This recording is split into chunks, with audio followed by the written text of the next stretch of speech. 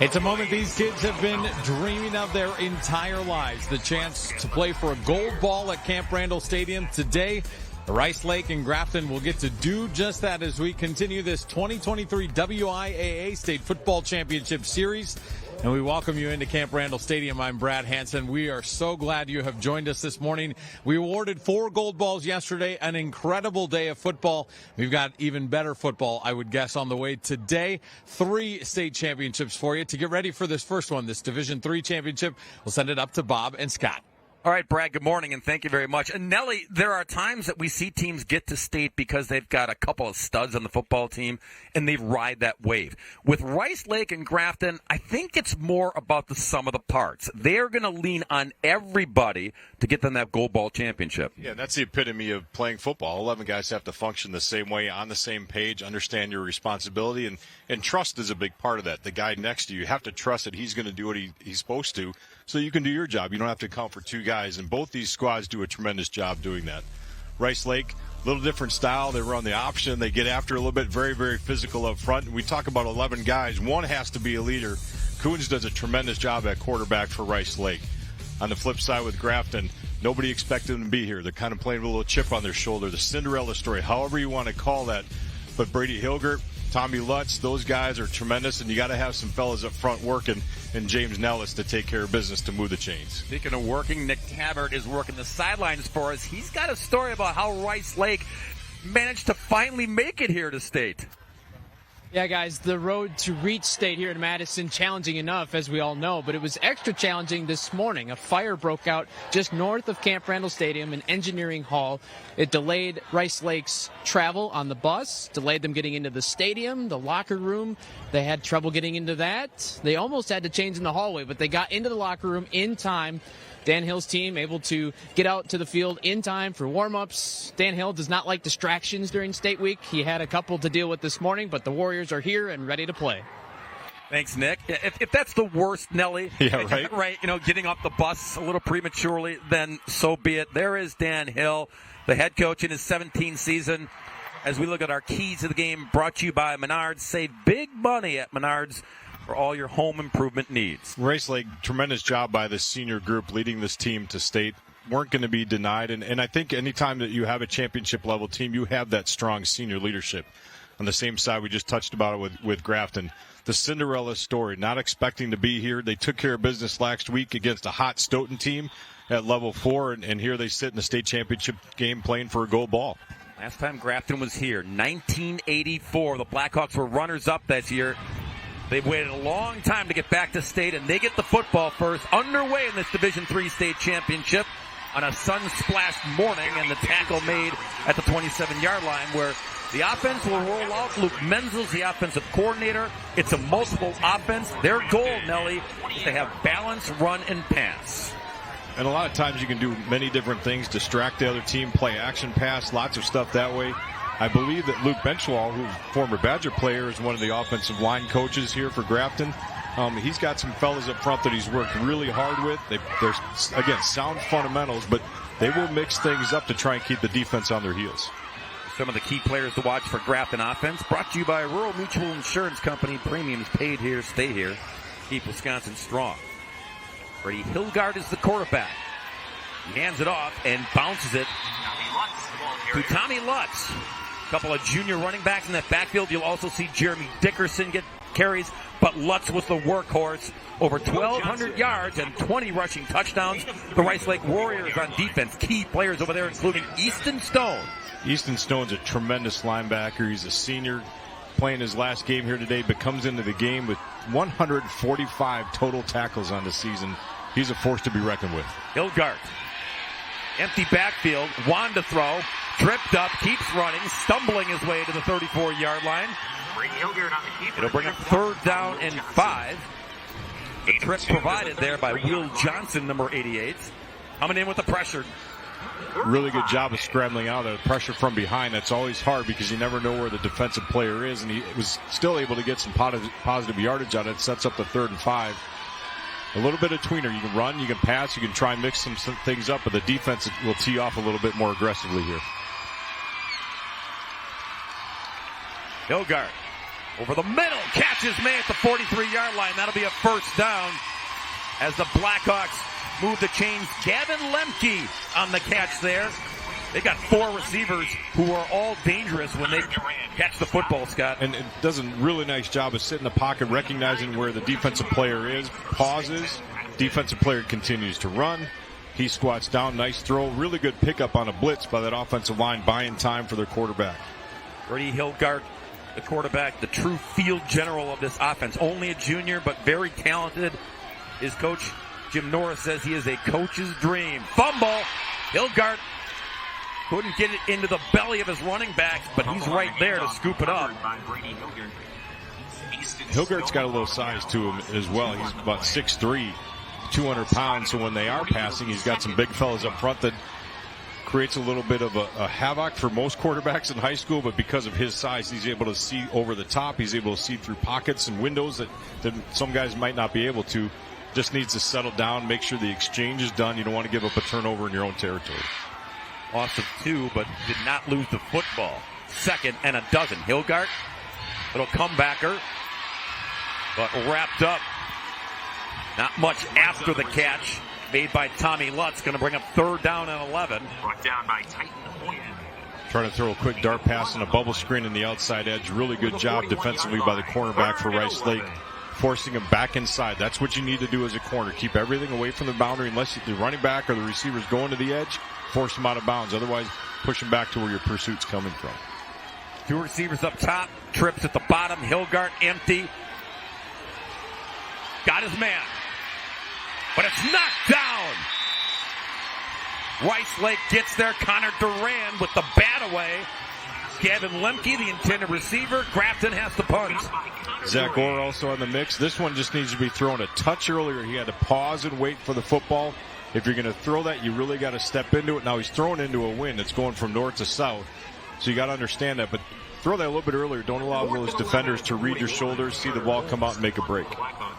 Carter Holmes will boot the football. Back to get it is Connor Duran. Brody Lambers is also back there.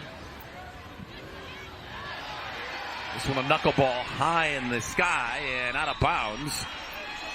And it'll be Warriors football at about the 33-yard line when we return. Rice Lake nothing, Grafton nothing. It's the Division III title tilt.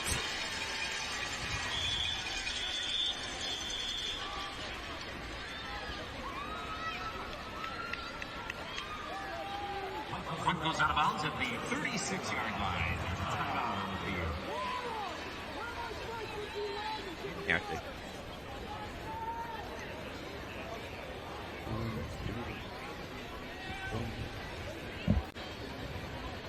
that's Grafton head coach Jim Norris in his 6th season, leading the Blackhawks, led them to state here. And now the Rice Lake Warriors offense will take the field. Key players to watch in their offense, and Dan Hill, brought to you by Rural Mutual Insurance Company. First and 10 for Rice Lake. Paid here, stay here to keep Wisconsin strong. This backfield of Jacob Coons, the quarterback, Lucas Peters, and Easton Stone. Pick your poison with these guys running the football. And it'll be Coons keeping it himself to the 41-yard line. They run the flex bone, Melly. It's similar to what the Air Force Falcons still run at the collegiate level. Yeah, and this is really hard to defend. Jacob Coons, the quarterback who you saw with that. Lucas Peters, their leading rusher on the season. Only a junior, but a workhorse, lines up at fullback. But this has to be sound fundamental defense. You have to account for one guy on the quarterback, one guy on the pitch, another couple players, quarterback to pitch. And you got to plug gaps. You can't let them get something open because they can turn the corner in a hurry. 2nd and 6. And straight ahead. Quick draw that time. But Grafton snuffed that one out to make it a 3rd down. You look at the Grafton Blackhawks, brought to you by Rural Mutual Insurance. And Tyler Heinley and his brother Jackson, they are both beasts in that linebacking core. Yeah, Tyler's just a sophomore on the season as well. And so at this point of the year, call him a junior, right? They've almost played another full season, but they're really packed in. They're tight. They're aggressive downhill. It'll be interesting to see how they are able to utilize those guys in the game. Passing game pays off. This will be a touchdown. Coons to Connor Duran. 54-yard hookup. 59 yards. And just when you're baiting that defense to stop the run, they hit you with a pass. That's the difficulty with this type of offense. It's run, gash, just pound the rock, and then all of a sudden they pop it, and so your eyes get distracted with all the play action in the backfield. The receiver just kept on running a fly route. There's nothing fancy about that at all, but the cornerback reading in the backfield again, let him get by him, and a nice throw and catch for the score. Like that's the hard part when you play a defense or an offense like this defensively. You have to have the guys. A lot of times you're in man coverage, so you can line up, which sounds strange in such a tight formation, but here they line up and go for two. We'll see how Grafton responds after that long touchdown. They rarely kick for the PAT. They usually do this, and Duran's going to get it and get to the corner and get two more. Rice Lake out of the chute with their offense, striking early here at Camp Randall. 8-0. The Warriors return to Camp Randall with a vengeance. Now a message from your local station to WIAA network affiliates. The Coons get a little quick tape job, but mission accomplished. Damage done early on their first offensive series. They strike through the air. And the scoring drive, it was a quick one.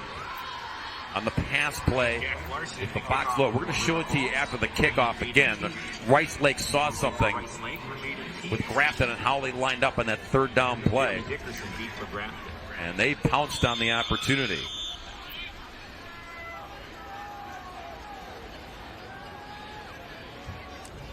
So the Warriors back to the Blackhawks. A bouncer at the 20-yard line, fielded there.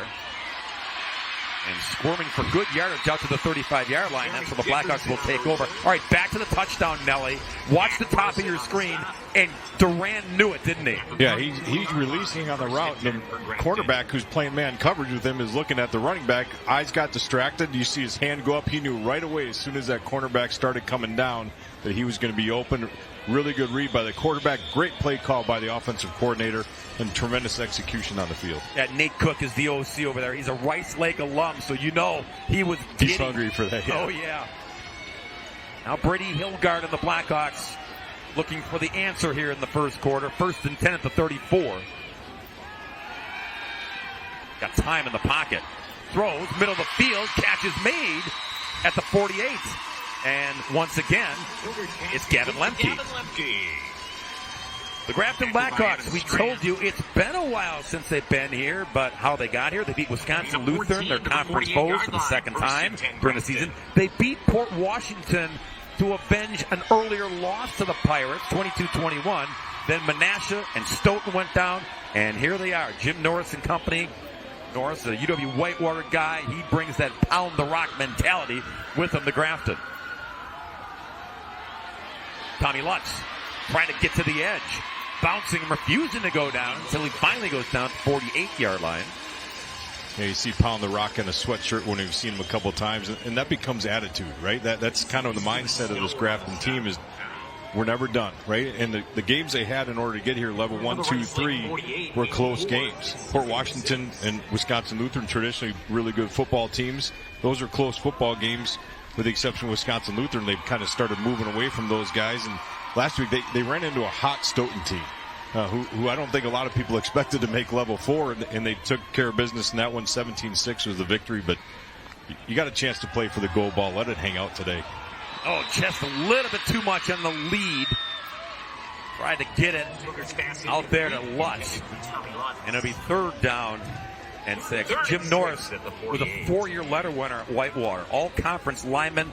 He was a member, Nelly, of 3 Division III national championship teams. So you talk about bringing a mentality right there. That's his resume. Yeah, he's got an attitude for sure, right? And that feeds into the kids and how he coaches and how they play. And again, he's got some guys with him. We mentioned Benchwall, offensive line coach, who's really done a nice job with these guys. They're prepared, right? This is early in the game. We'll see how they react here in this next drive. 3rd and 6 over the middle again. It's popped out, and it's intercepted. Playing the Karam Easton Stone for the pick. Never give up on the football, right? You never know when that ball's going to pop up that way. He's a linebacker, just a little seam route coming, or dig route coming on the inside edge. These have to be thrown a little bit quicker. right? He's got to deliver the football a little bit quicker to make sure those defensive players can't read, see when the ball is coming up to release the football. They're taught when as soon as that ball comes up, you're making the break. And then effort. Never give up on the play, and a great pick. Johnny on the spot. Easton on the spot. Better in this case. Offense back out there for Rice Lake. 1st and 10 from the 42. Toss it. Blocking in front and running room as well. And finally brought down at the 38-yard line. That's 18. That's Connor Durand, who's got the touchdown already tonight. Bringing a blitz on the inside, and they did a great job of getting the edge, and then a great block outside by Kelvin Kelsey. Just stay engaged with the defensive back. You don't have to do anything fancy. Let your running back work behind you, but a really good job on the edge to allow him to turn the corner and move the chains. 14 yards on that carry for Connor Durand. He's getting lathered up early. The touchdown, the 2-point conversion, and a big run there to put him in Grafton territory at the 44. And he had to break a tackle on that 2-point conversion. Did a great job executing that as well. 1st and 10, Rice Lake. Toss it again. Try the left side, and running room galore over there. Flag comes in late on the run by Calvin Kelsey. Might get the block in the back out on the outside edge there. Michael Arntz from Franklin is our referee. He and his crew working this Division III contest. Illegal block in the back on the offense. That's a 10-yard penalty from the spot of the foul. 1st down. Top side of your screen, I think they'll call that on number 8, maybe number 3. I couldn't. There it is, number 18. Maybe could have got both those guys on that, but again, you don't have to do anything fancy with those blocks. Just get in the way. Don't allow them to get to the running back. It looks to me like Rice Lake was trying to get in the middle a few different times. They've recognized that Grafton defensively is plugging those holes up in the middle, and they're trying to get to the edge now. Warriors beat Logan Sparta on Alaska, who was a terrific team this year. Look at that score. And then Green Bay, Notre Dame, 30-15 to punch their ticket back to state. The last time they were here, 2021, they finished runners-up. Coons dropped back. Now on the move. Catch is made, but out of bounds at the 38. He's Connor Durand again. Thought he was able to get the tippy toes down. Durand does a really good job, Bob, of coming back to this, working to his quarterback. Yep, left foot was just out of bounds when he made the catch.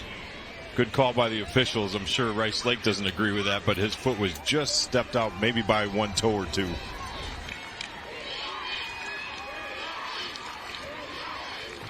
But to your point, Nelly, the effort by Durand to know his quarterback is on the move looking for help. Durand provided it, gave him a shot. Yeah, and you coach that up, right? Receivers that run shallow go deep. The guys that are deep come back, and just really smart football. Flip it again to Durand. Breaking tackles. And big yardage there to the 44. A little hurdle over the bench. Athletic. Back to the original line of scrimmage before the penalty, so now you're looking at 3rd down and 10.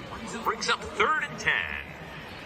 If Grafton defensively can put Rice Lake into these positions with the type of offense they run, this really sets well for the Blackhawks, right? That's one thing that with a running team like this, even though they have shown the ability to pass, right? With more of a running-based team, these 3rd and long situations are difficult. They need 10 here on 3rd down. Bringing the pressure up front. Coons still has it. More pressure. And then intercepted. Yes, Blackhawk football. Harrison Burke comes up with it.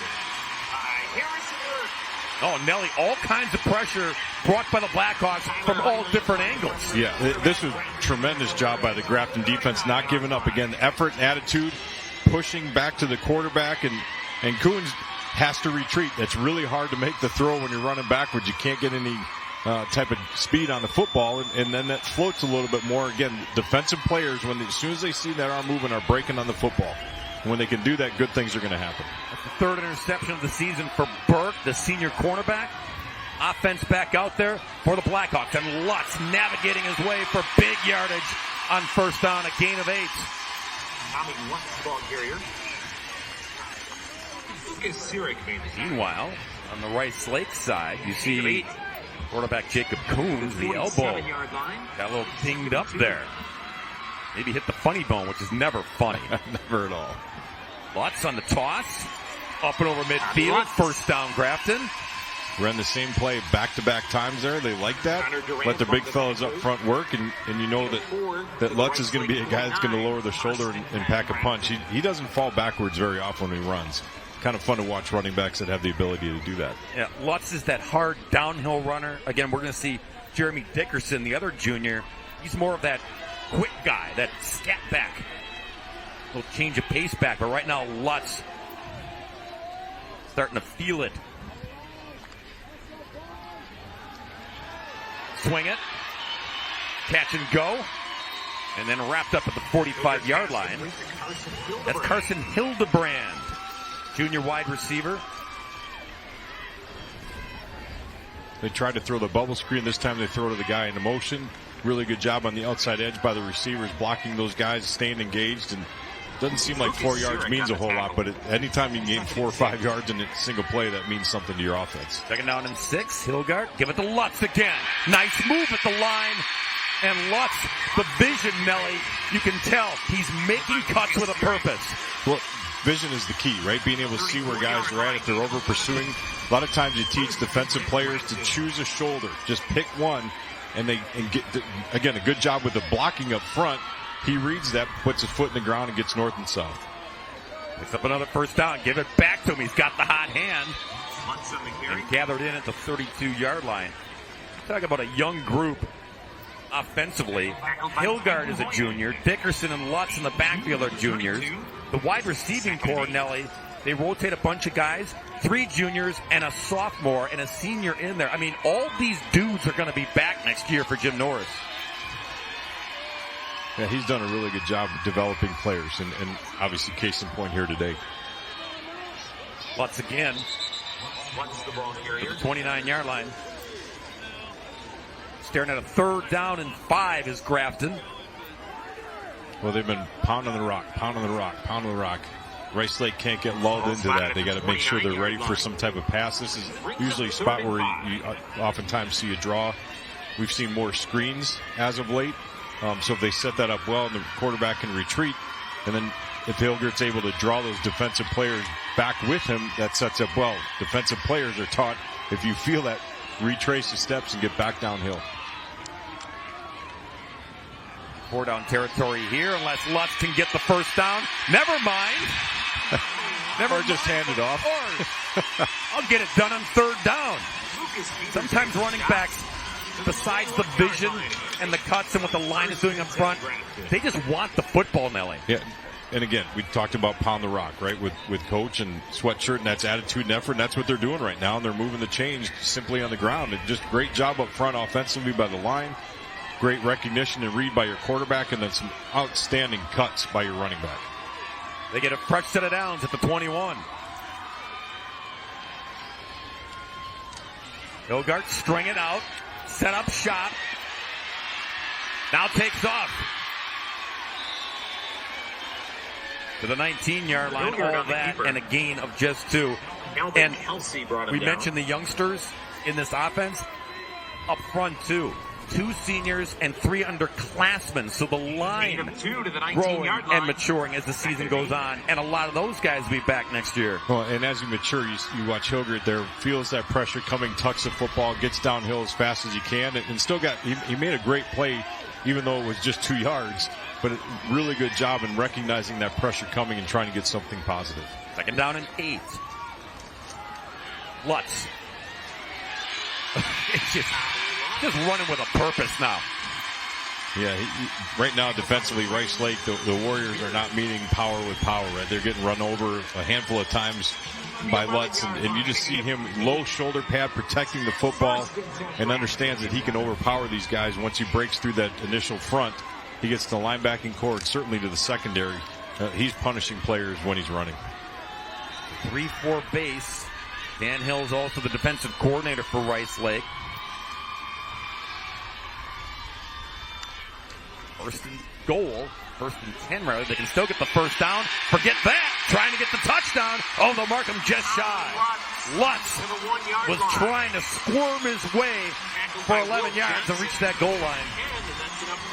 Really interesting watching him run. Usually it doesn't look like there's anything there, but he finds a way to weave through the traffic, and that's a sign of a good running back with vision again and understanding where he can go. And he came just down right before the goal line. Good move on not extending the football forward and possibly a fumble. We're going to turn him around, go to the other end at Camp Randall. Tommy Lutz, 62 yards already, but Rice Lake in front 8-0 after the first quarter. Now a message from your local station. It's your WIAA network affiliate.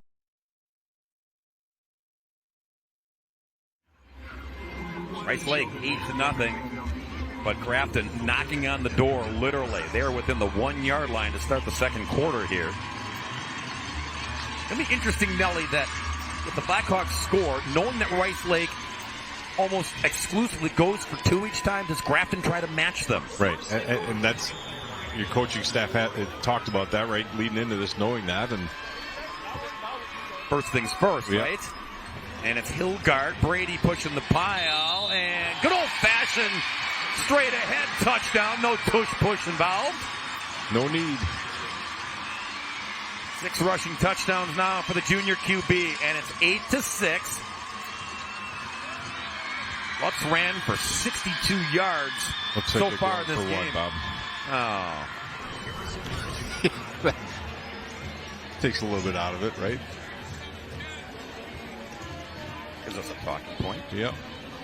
Down on the goal line like this, a lot of times defensive players, offensive players, the line of scrimmage, essentially your butt is up, your head is down, you're trying to gain leverage on the guy across from you, and that's just a simple push, reset the line of scrimmage in the end zone, and finished off with the TD. Harrison Burke will tack on one more. So it's 8-7 Rice Lake on an impressive drive led by Tommy Lutz and his feet on the ground. Put Grafton on the board here at State in Division III. Scoring drive, 11 plays, 61 yards, and almost 5 minutes chewed up. Well, very patient, right, with the way they went about that. Tommy Lutz, just a junior, as you mentioned before, just a workhorse. And he's around 200 pounds, so he's a load to bring down. He's a big body at 6'2". But obviously you saw the ability that he has to weave and wind his way through that offensive line, through the linebackers. And he's getting to the defensive backs, and that's never a good sign when he's untouched to that second and third level. WIAA Football Championships brought to you by Rural Mutual Insurance Company. Premiums paid here, stay here. Keep Wisconsin strong. Proud sponsor of the WIAA Rural Mutual Sportsmanship Award for over 50 years. Down to the Sunsplash sidelines and Nick Tabbert. Hey guys, you were talking about Jacob Coons, and that right elbow had some blood that they had to clean up and tape up. It's looking much better now. It's not bothering him at all, and he should be back on the field here shortly. All right, thanks, Nick. See right there at the bottom of your screen. Grabbed at it, took a hard hit, and hit the carpeting hard as well. Yeah, he felt that one. Bouncing ball that's going to give Rice Lake good field position. One of the up men takes it and says, we'll take the good field position as well. So the offense back out there. I mentioned Nate Cook, the offensive coordinator, Rice Lake alum, played at River Falls under John O'Grady, so he knew this kind of flex bone offense to be sure, Scott.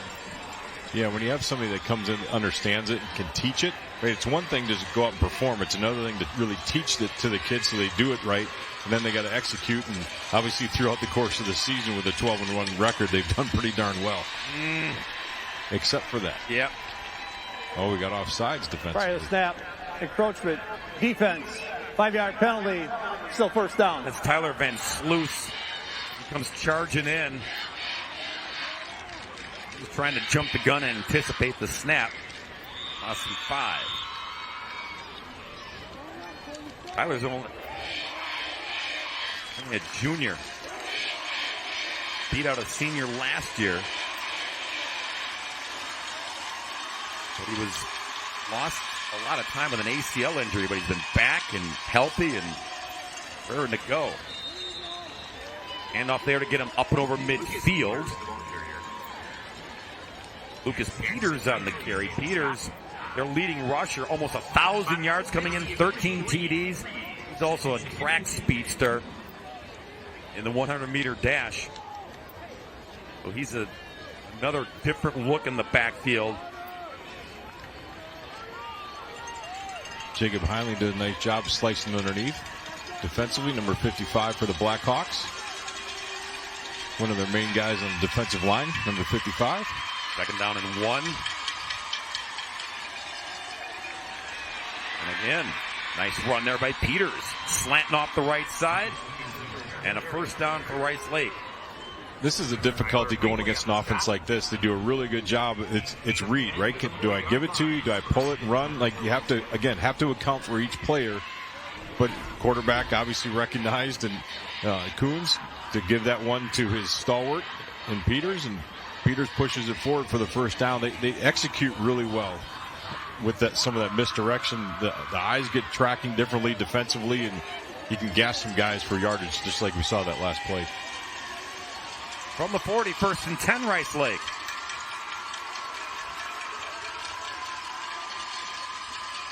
Coons give it to him again. And Peters a couple yards this time. He's also a hockey and track guy, is Lucas.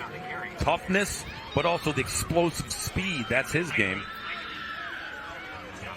Well, with some smaller schools, we saw that case in point yesterday with a number of multi-sport athletes. Today we're seeing the same thing, and it's competition in a different way, but it's always competition for these guys, and they're locked in and ready to go. Second and 7, Warriors.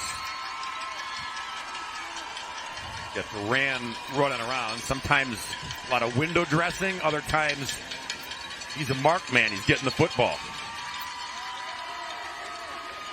This is Coons. A little stiff arm action to get some extra yards. Get him closer to the first down on the carry. Jacob is multi-sport. Hockey player and baseball as well. When you watch guys like that, right, he's not overly large, right? He's not a big, strong kid, but you see some speed that he carries with him to the edge to be able to outrun a defender on the edge, to get to the corner, to turn it. Really good job in recognition and trusting your ability, right? Sometimes it's just about a matter of, I'm going to flat out beat you, and then I got to go do it. And in that case, he did. 3rd and 3 for Rice Lake. Coons got it. And then they got Coons in the backfield. Garrett Bonk jumps on the QB. Brings up 4th down. Again, we talk about attitude and effort with these guys defensively up front for the Blackhawks. Blowing past some blocks, just missed one. Was able to bring him down from the backside. And again, that's just a desire to get there, but a really good play call defensively for those guys to go out and execute, and they got the job done. That was a huge play as we set up 4th and 4. Rice Lake needs the 30 to hang on to the football. Coons pulls it back. Throws. In traffic. Catch is made.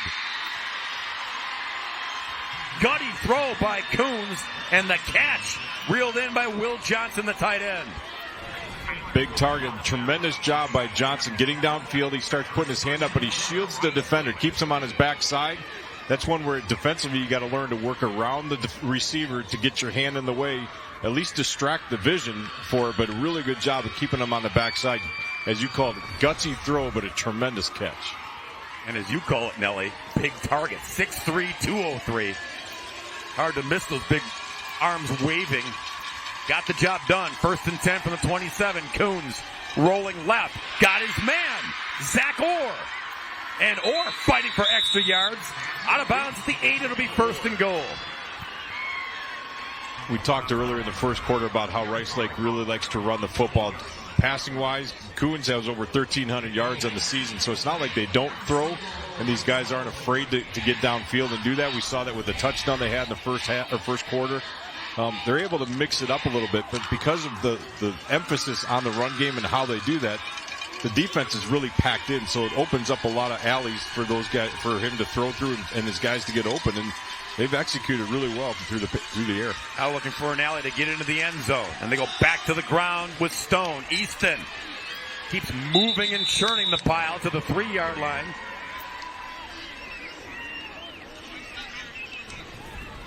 spinning out of a tackle here as you see coming straight at you. He gets hit, breaks out of one, really good job. But again, those are things that you practice, right? You get into games, you do a lot of different footwork and things in practice. But then you got to execute on the game, and those spin moves are one thing that are taught. You feel a defender grabbing, spin out of the tackle, you got an extra 2 or 3 yards out of that. Stone lined up in the backfield, right behind his quarterback, who gets it, and then wrapped up immediately, Tyler Heinley. Tyler's the sophomore, Jackson's the senior. Those two, again, beasts in that linebacking core. This looked like an automatic give to your running back. Quarterback didn't even really read anybody on the outside edge. I think if they're able to get into a play call where he can read, that might be one that he pulls, and it's a race to the corner. 3rd and goal from the 4 for Rice Lake. Long drive, impressive drive so far.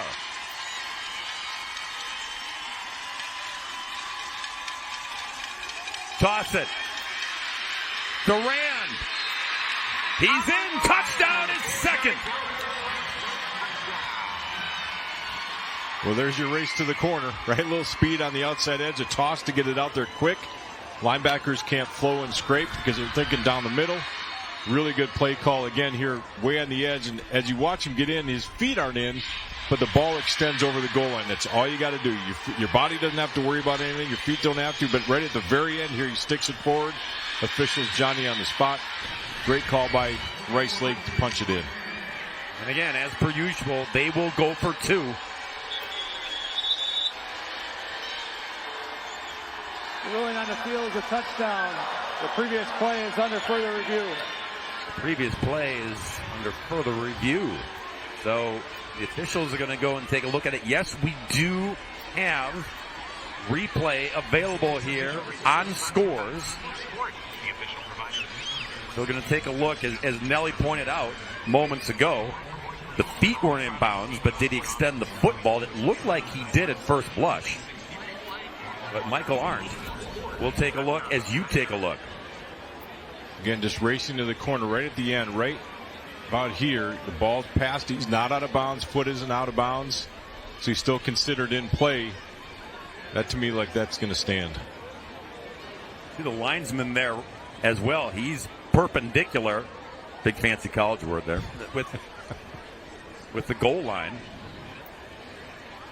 Pat Miles is up in the booth with us. He's taking a look, and another angle. Now, we don't have a camera that's even with the goal line here, so you're looking at it from behind. The official wasn't right on the goal line. He was behind the play a little bit, so from his angle it may have looked like that, but it'll be interesting to see. He's still considered in bounds as he get it in before he steps out. A lot to look at and sort out. I think OB there, and you can see again the football appears like it's stretched past the pylon. Is there enough to overturn that, right? Do they have enough angles to really see that? And that's what we have with replay review here, is that if you don't have enough to overturn it, the call was a touchdown. And here's Michael to sort it all out. After review, the call in the field is confirmed. Touchdown. So they wanted to make sure, and they make sure. Touchdown for Rice Lake, 10 plays, 58 yards, 4:39 off the clock. It was an impressive drive, Nelly. Yeah, they were able to move the ball really, really well. Number of different plays, number of different formations. You talked about like the window dressing, guys going in motion, seeing what coverage are they in? Are they man coverage? Are they trying to decipher that? And then offensively, you go with your second play call out of that, just as the guys are moving or not moving, right? Are they in zone? All those things have to come into play, and that's the chess match that you have here today. 2-point try. Coons rolling. Wants to throw. Can't yet. How about this side? Incomplete. Intended for Durand. So that's how Grafton picks up that extra point. We get it back to a 7-point contest at 14-7. Now a message from our statewide sponsor, the WIAA network station.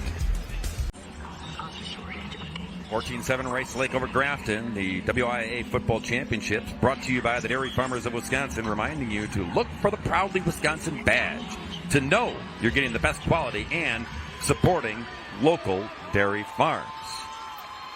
Scott, you had a word with Pat Miles up here in the booth as he was looking at the replay as well, and there was something to decipher with the ball crossing the goal line. Yeah, so if the running back or the player, offensive player, goes airborne on his own, right, he has to make sure he crosses right through with the line of scrim or the goal line extended because he was pushed. Now the ball you have to determine, did the ball go out of bounds because the defensive player got you airborne. And looked to me, just with the angles that we had, looked like he extended across over the top of the pylon, which is still considered a touchdown. Maybe not enough for the officials to ultimately overturn that, but really good job executing by Rice Lake.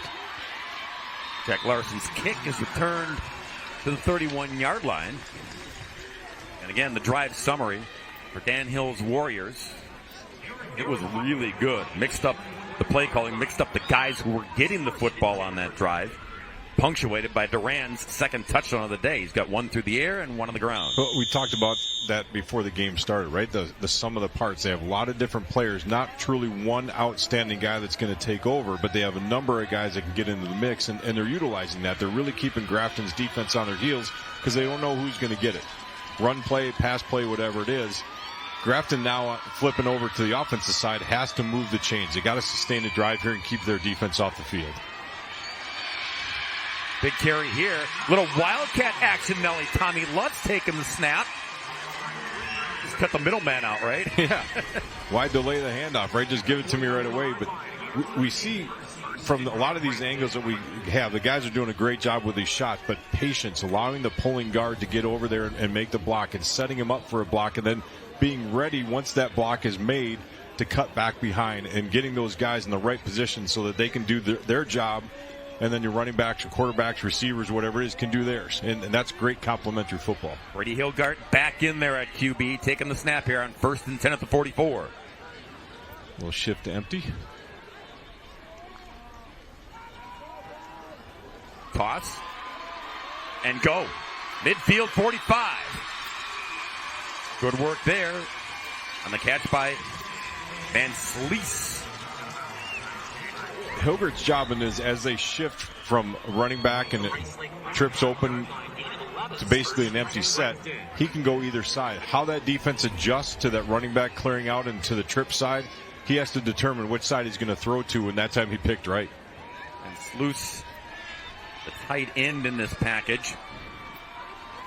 Some good speed after the catch. 45-yard line, another first down. Back-to-back first down plays. And it's Hilgart, quarterback keeper, straight ahead for a gain of 2.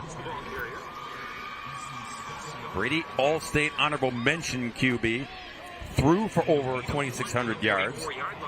28 TDs through the air, only 5 picks, rushed it in 5 times, brought a little something from every angle, and again, only a junior. Matured and grew up with a lot on his plate this season. 2nd down and 9. Swing it to the left. And wrapped up immediately by Zach Orr. That's where you're going one-on-one, right? You're trying to get your receiver, in that case running back, on the outside edge. Really good job leading him downfield, and it's one-on-one. That's the one where you got to trust your offensive guys to make one man miss, because the other 2 guys are blocking downfield. If he clears by that can go up to the house. But really good job of breaking down by Zach Orr to make sure he secures the tackle and sets up a 3rd and 6. The catch was made by Jaden Teagues. He's a senior in the receiving corps, and had to come back from a summer baseball injury, but healthy and part of the receiving rotation here. 3rd down and 6. There's your first down getter. Who else? Tommy Lutz. I mean, 3rd and 6. You're probably thinking pass, Nelly, but not when 21 is lathered up. Yeah, watch him just get to the edge. He feels the pressure from the outside. The safety's late coming off the hash. Really good job of understanding what does he need for the first down to move the chains for his team, and then getting the job done with his feet. And that's just a really good run on the outside edge by Lutz.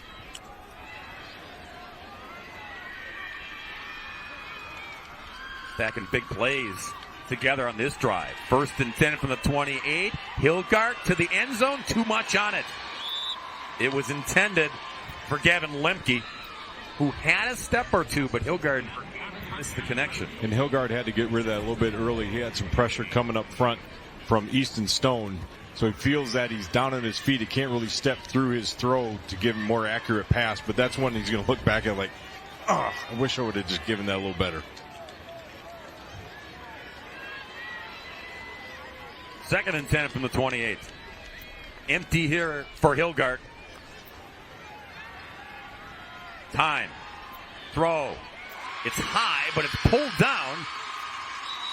And then brought down to 16, Matthew Clemens. Another junior receiver. This time Rice Lake drops into a zone. Really good job of going all the way through your progressions, getting to your check down, your safe route on the outside edge. Everybody's backing up defensively. He's got about 7-8 yards before a defender's getting to him. And again, a great read, great call. But ultimately, Hilgard has to go through that progression, and everybody's covered the back end because of the zone. Went to his check down and able to move the chains. Lutz again, direct snap.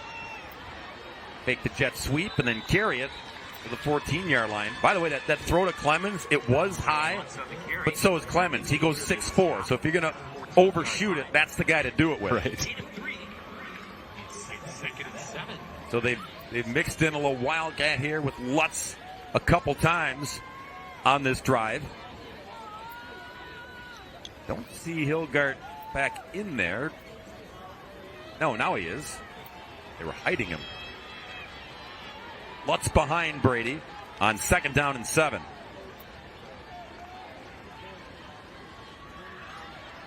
Lutz again. The quick decisions, Nelly, to change directions, and as you always say, put your foot in the ground. That's exactly what 21 is doing each time he hits the hole. Yeah, he does a really good job reading. He's trying to move to the edge, and he waits patiently, cuts back. He sees a wall of black shirts in front of him, right? And that's where he's got to go. Sometimes the offensive line has to adjust their path, has to adjust their blocking. It's the job of the running back to make them right, and he's been doing that all day today. 92 yards on the ground already for Lutz. They need 2 more here to set him up for 1st and goal. 3rd down and 2. It's Lutz again. Get it right into his mitts. There you go. 1st and goal to 6, Grafton.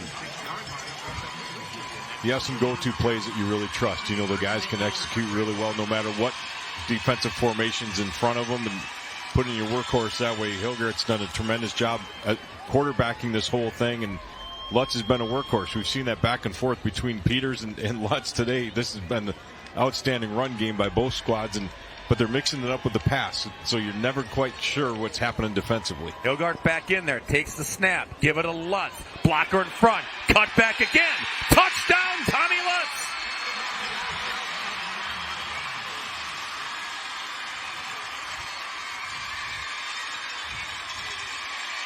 And exactly what he did on this drive. Look at the read, look at the cut, look at the finish. Great job blocking by the offensive line, pulling guard, seals the edge. Nice job on the edge by the receivers, and the foot in the ground. And that's just a hunger for the end zone, not going to be denied. And that was great attitude run on that play by Tommy Lutz.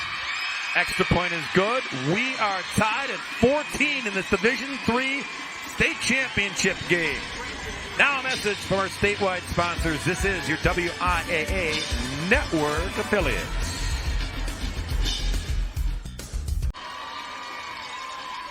.6'2", 195. Tommy Lutz of Grafton ties it up at 14 apiece. 11 plays, 69 yards, 5 minutes on that drive by Grafton. We've seen from both teams, Nelly, so far, really impressive drives. Yeah, balance too, right? Which Grafton probably a little bit more typically that way. Not so much for the Rice Lake Warriors. They're typically more run, but they have the ability to pass. They have a quarterback in Coons who does a tremendous job, but they've been disciplined, right? And that's the thing that I've really liked to watch. Both teams are taking what the opponent's giving them, and they're making it work. And that's what you need to do in a game like this. It's a little bit back and forth as this continues to roll.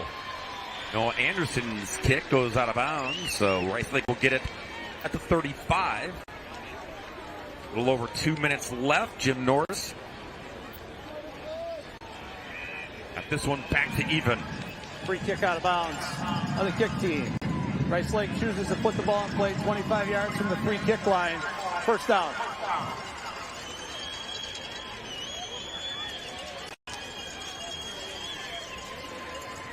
23 WIAA Football Championships brought to you by Menards. Save big money at Menards on all your home improvement needs. Long drives at that. Nelly, Rice Lake, a drive of 64 and 58. Grafton, 61 and 69. So they have cobbled some really impressive ones together. Here's another one. Start this drive with a little toss to the man he just leaks out of the backfield here. Look at that. And then go with it. And this is a design play, right? Fake the toss, the little action in the backfield. And that particular case, Peters needs to find his way and weave through that traffic up front, but nobody counts for him, right? And that's a well-designed play where guys get lost in the shuffle. You're running back, you think it's a fake handoff or a handoff. It's a fake handoff, and you release it down. Really good call. On the toss, Durand, and this time diagnosed by Grafton. They get him out of bounds quickly. Anytime you can string them sideline to sideline, that's really good for your defense because the pursuit's coming, but they can't get downhill and turn the corner. Really good job of pushing them towards the boundary. See the time, $1:36 before halftime. Rice Lake, all 3 timeouts remaining for Dan Hill. Back at midfield, second down and 11. Coons pulls it back. Throws deep. Got his man downfield who stumbles. And some contact, but no flag. Zach Orr, the intended receiver, he had a step or two, Nelly. He did. After that play call, I looked at all the fans from Rice Lake, and everybody's hand is throw the flag, throw the flag. Incidental contact, right? That's something that way that there's no uncatchable rule in high school football, but this the incidental contact. He's looking back to make a play in the football. If he's running with the receiver and engages with him that way, looking at him, that might be a different call, but because he's looking to make a play, that's why there was no flag. Tyler Deere was back there for Grafton. As the feet got tangled and also hit the turf, trying to chunk their way to get that after that football. 3rd and 11 for Rice Lake. And timeout Rice Lake. Their first. Timeout Rice Lake as their first charge timeout of the half. Dan Hill wants to talk about it. He and Nate Cook as OC. Dan was joking that Nate Cook actually came back to Rice Lake, opened up an insurance company. And he said, hey, do you want to join the staff? And when he said, okay, sure, I'll help out. And he said, great, you're the offensive coordinator. Said, I'm not letting him go. Not like throwing to the wolves, right? But it has been a great find and a perfect fit having Nate Cook, a Rice Lake alum. Good decision for sure. I'm sure Coach was looking at that. Coach Hill was like, okay, let's go into formation and see what they come out with. We got timeouts to burn. We got 1:30 left. This is a big 3rd and 11 conversion. If they can get it, great. But what do we need to do? Like now he's talking to his defensive guys after this discussion. Here's what we need to consider, right? Get those guys ready so that get their defensive players set in the right mindset to finish out the half. But first things first, let's see what they got offensively, what they dialed up. Need 11 yards. Need the 39-yard line of Grafton. And we got whistles and another timeout. Timeout to Grafton. Prior to the snap, timeout, Grafton. Yes. That's their first charge timeout of the half. So Jim Norris says, I got 3. I can burn Please one. reset the game clock well, to 1 minute, 30 seconds. So 2 timeouts each for the Warriors and the Blackhawks here.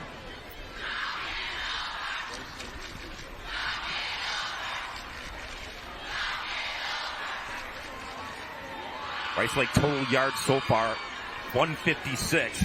They've got 101 through the air, 58 on the ground. Both teams, that's kind of the MO. They're looking for that balance offensively between rush and pass. Hey, yesterday, where were you? Look what you missed. Edgar winning another state championship.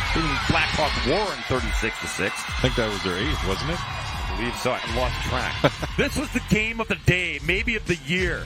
Foreign exchange student from Germany with an untimed down, kicks the game-winning field goal for Stratford. Lacrosse Aquinas is down 13-0 to Wrightstown. They went on to score 32 unanswered to win another state title for the Blue Goals. And then the nightcap, we capped it off. We'll get to that. We've got time. Back to this one. 3rd down and 11. Coons out of the timeout. Got his man, but off the fingertips. Oh, Connor Durand says, give me that backing. I think Durand was almost surprised as wide open as he was that he stumbled about 7 or 8 yards before the ball got to him. If he's able to just keep running, right here he's straining, you could see that. If he just runs, he makes that catch, right? And that's one thing you're trying, because you're so open, you're trying to stay away from the defensive back. Got tripped up by the old turf monster. Just off the pinky. I mean, great effort, yeah, right? You're right, Nelly, though. If he just keeps going, he just drops it in there. Punt coming. And fair catch made at the 14-yard line. So Grafton tied at 14 with Rice Lake here with $1:21 to go. They've got 2 timeouts. See if they can put a drive together to take the lead for the first time. Have to be careful on your first play call. If you want to take a shot, fine, but you don't want to throw an interception. You're deep in your own territory at the 13. A lot of times offensive guys will call a run play. See, do we get 5, 6, 8, 10 yards? Whatever it is, right? And then you can set things up and open up the playbook a little bit, but you have to be careful where you are inside your own red zone. Connor Durand still steaming about that missed opportunity to make that catch and pick up that first down. Instead, it's Grafton with the football. Brady Hilgart, empty backfield. Little underneath action here. And a few yards for Van Sluis. Safe pass allows him to get to the outside edge, get out of bounds, preserve those timeouts. He's still got 1:15 left. Not a bad call there at all. We'll see if they go with something underneath like that again. Defensively, you got to think that's what they're trying to do, is get to the boundary edge, and you got to try and keep them inside and in front so they stay in bounds and force them to burn the TO. Pick up a 3, 2nd down and 7. Hilgart in the pocket, stays strong. Catch is made over the middle for the first down. It's Gavin Lemke. Clock will stop and start again soon. Got to get on the ball quick here. Observing those TOs. They've got 2 left. Again. Outside boundary, get out of bounds. Catch made by Matthew Clemens, the tight end. The difficulty defensively now here is how hard do you pursue aggressively on the edge, right? Do you want to maintain them in front? That's one thing, but if they do a little hitch and go and you're coming down hard, that's something over the top. So you really got to be careful with how you call this in situational 2-minute defense and 2-minute offense. Brady Hilgart, 10 of 14 for 70 yards. Hasn't hit the deep ball yet, Nelly, but waiting for that opportunity. Slings it, and catch is made at the 41 by Lemke. First down. That's a little Brett Favre, Aaron Rodgers, right? You know, one of those guys. Sidearm job. Everyone's set. Hilgart again. And timeout after the catch made by Clemens. So Jim Norris has 1 remaining. Coming up at the half, Doug Parker. We'll have a chat with Brad. We'll have halftime stats and highlights as well. All from down on the field here at Camp Randall. Temperature in the 40s today, low 40s and climbing. Sun-splashed morning. We lost about 25 degrees, right, Nelly, but all things considered, some of the games we've seen, the snow globe games and whatnot here at State, we'll take it. Yeah, we had a chance to call that Kimberly Arrowhead game a number of years ago with all that. Mulholland for Kimberly just went crazy in that game. We talked about a few others way back, like a number of schools that have participated in that. Sun Prairie played against Kenosha Tremper. Nice first half. Halftime, it was more than a snow globe. They couldn't even keep the lines cleared on the field. It was crazy, but really, you can't ask for much better for these last 2 days that we've had of weather this entire week, honestly. And what a great way for these guys to be able to finish their careers out, those seniors on the field. 2nd and 7, Hilgart. Pumps, Finds his man over the middle.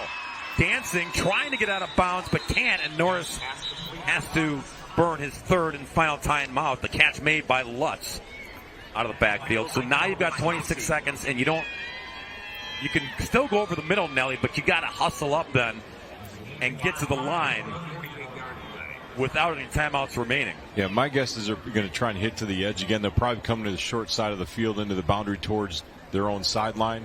Try and get out of bounds, set something up that way. Again, defensively, you're telling your guys, don't let them do that, right? Sit on the boundary and force them back inside. But again, that bubble go, that hitch and go, whatever you slant and go, a lot of different things that you can run out of that. If guys are coming down hard that way, you have to make sure you account for the safety in the middle of the field if you're in man coverage. A lot of things for your quarterback to read, and Hilgert's done a nice job for the Blackhawks here today. This is just understanding what do we need to do. And if they don't get it, coach doesn't have a timeout, and the Warriors do a good job of keeping it in bounds, you probably just end up burning going to the half. I don't know how much really to go. You're tied right now at 14-14, right? You've been able to answer scores back and forth, and that's bodes well for both teams. Need 2 yards here to get the first down. Hilgard will try to fly at midfield. He didn't get there, but he did get out of bounds. Stops the clock now. You're looking at 4th down and 1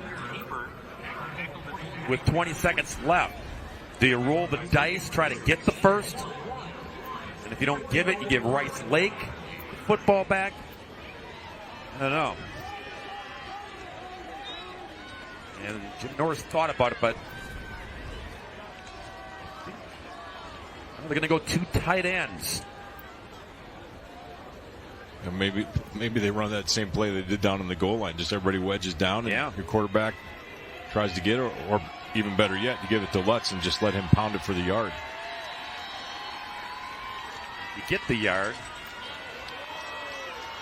Maybe you're trying to get a free 5 here. Delay game, then they might punt this now here. Prior to snap, delay game. Offense. 5-yard penalty from the previous spot. Still 4th down. There's the cat and mouse, and Norris was seeing if Rice Lake would bite. They did not.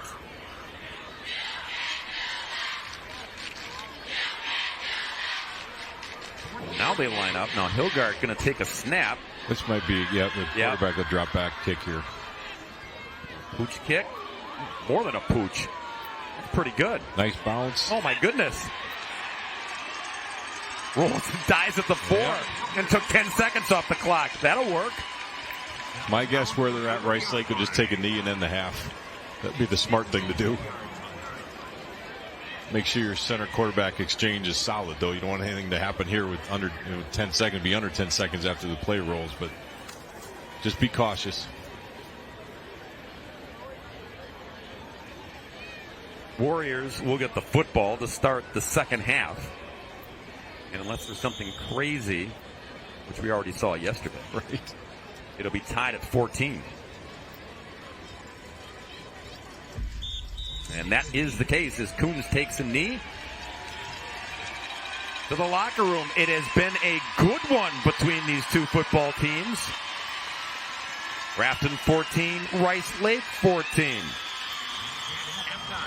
Halftime activity coming your way, so stick around. Now a message from your local station. This is your WIAA network affiliates.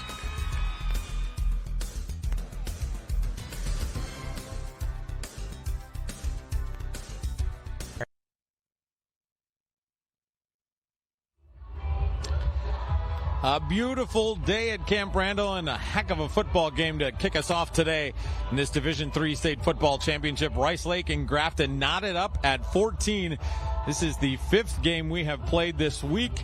Edgar got us started yesterday with the 36-6 win over Blackhawk Warren, then probably the game of the day, the tournament, the year maybe, Stratford, with a German exchange student kicking a game-winning field goal with no time left on the clock to give them the Division VI championship. Just an incredible story.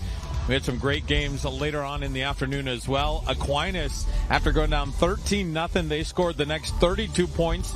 They pitched a shutout in the second half, and they took home the Division V crown, back-to-back-to-back champs for them. Lodi, big comeback for them as well.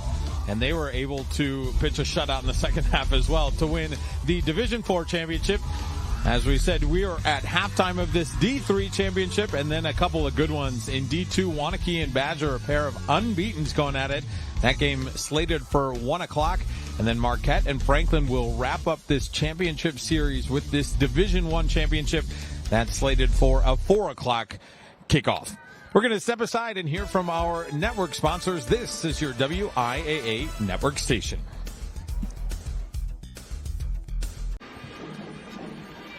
One of the greatest things about these state football championships, and really a lot of these state tournaments, is the fan participation, and it's the band participation. And we have two great ones here today. This is the Rice Lake Warriors marching band. Grafton they've been going back and forth all game, and I have been bopping my head this whole time as we welcome you back to halftime of this Division III championship game between Rice Lake and Grafton, all knotted up at 14. This has been a heck of a ball game. Let's show you how we got here. We'll give you our first half highlights, and this game started off with a bang. We talk about Rice Lake being this ground and pound team. Well, they go to the air and they hit a home run. Third play of the game, take it to the house, and they jump out to the early lead. Grafton, though, with the response. And that's the way this game has gone, back and forth. Look at that, just sneaking the ball over the pylon there for Rice Lake. And then one more for Grafton. And there we go. We are all tied at 14 apiece. We'll take a look at our first half stats. And they are about as close as the score that we're seeing. A lot more first downs, though, for Grafton. 197 yards to 155. Both of these teams moving the ball fairly well. Grafton outpossessing Rice Lake, yet this game is all tied up. So we are just 2 quarters away from finding out who will hoist the gold ball in this Division III championship. But we'll step aside and hear from our local sponsors. This is your WIAA network station.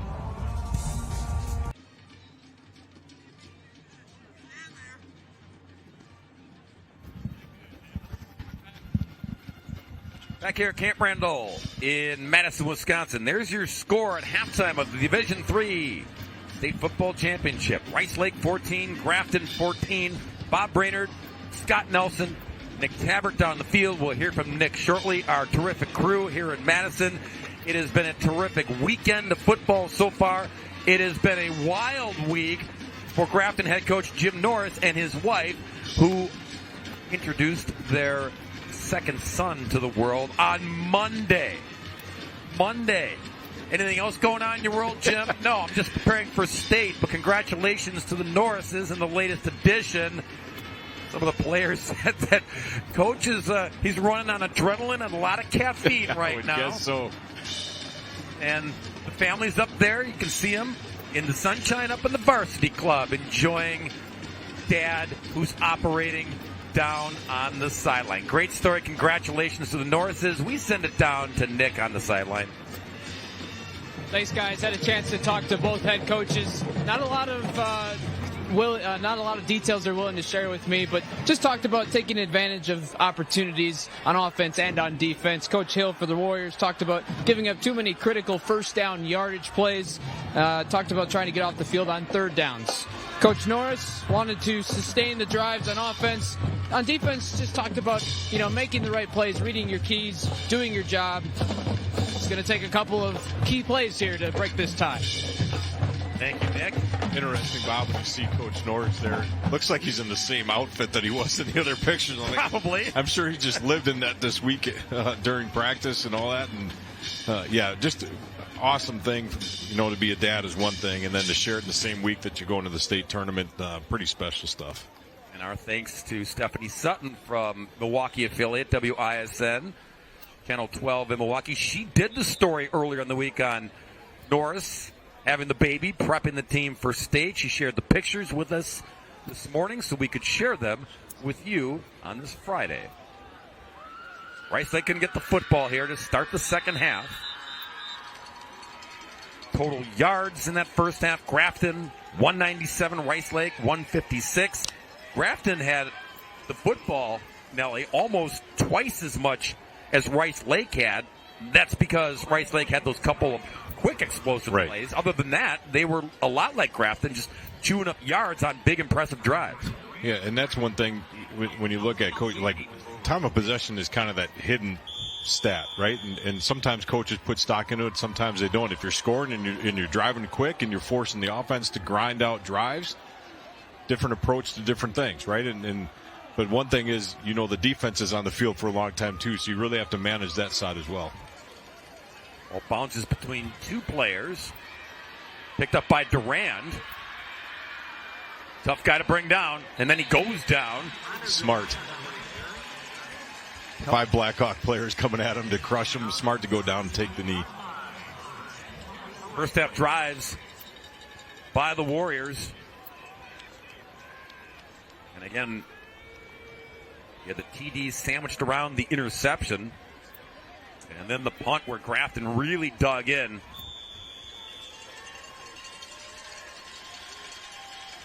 Remember how this one started, though, that opening drive by Rice Lake. Durand got 3 on 3rd down and took it to the house.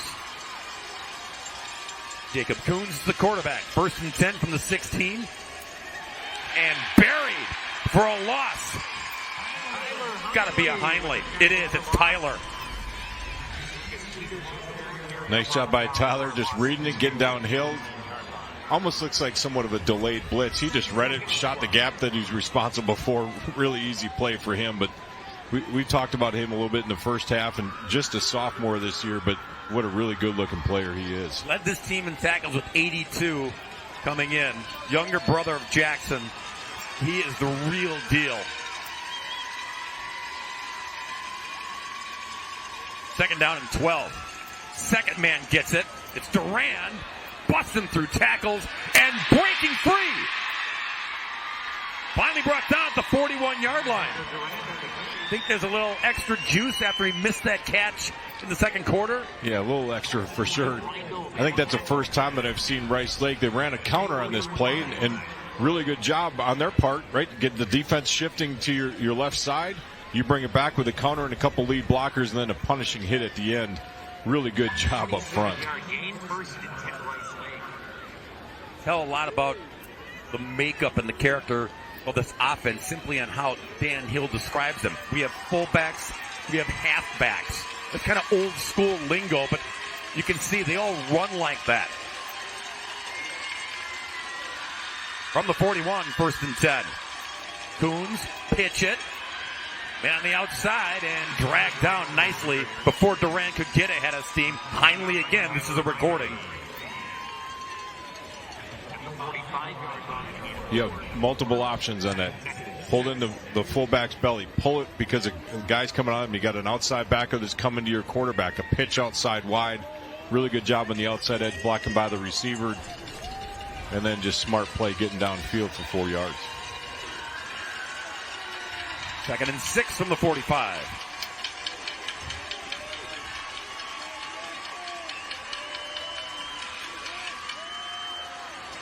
First man through. And through indeed to the 46 for the 1st down. Lucas Peters with a big first half.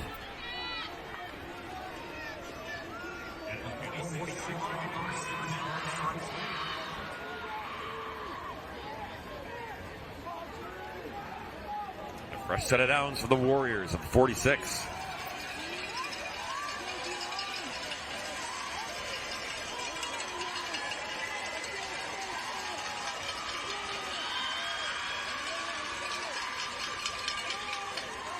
Peters again. Nope. Coons keeps it.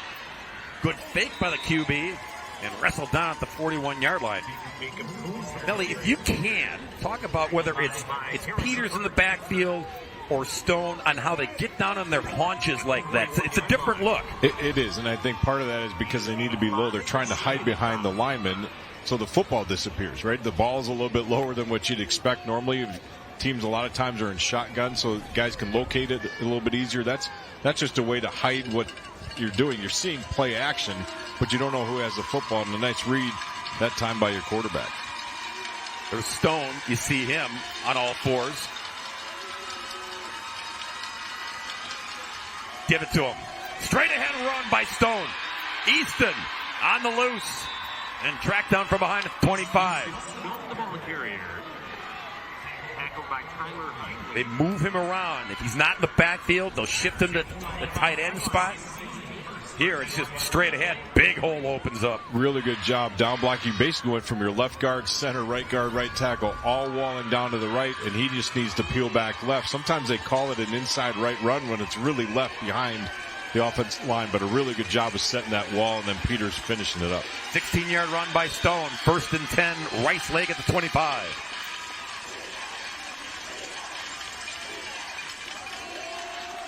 Stone again. Yeah, I think I just called him Peters last play, but they look the same to me. Barker comes in late. Well, yeah, real late. Stone was still squirming for extra yards on the backside. Michael Arndt. Ooh, someone grabbed a cage. They'll tack on more yards to the Stone run. Right there, yep. Good call by the officials. Ooh, lost the football at the end there, too. Lucky it fell right on top. Lots going on.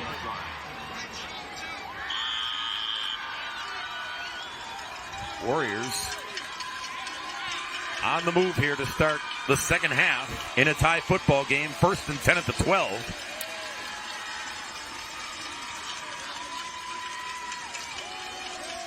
Stone outside this time.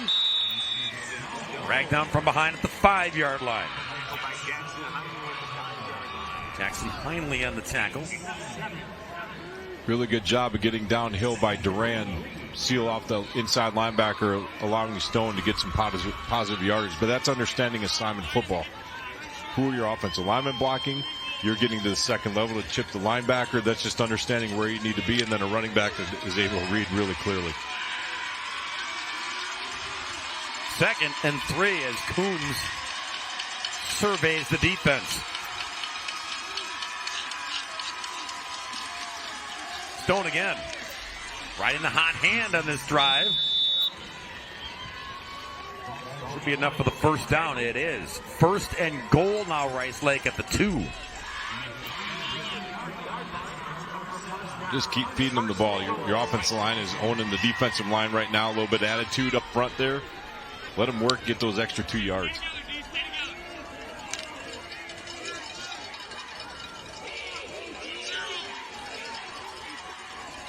A lot of options, a lot of weapons here for the Warriors. Stone. Pay it off for the touchdown. Did all the dirty work? Why not? Let 6 get in for 6. And Rice Lake back in front.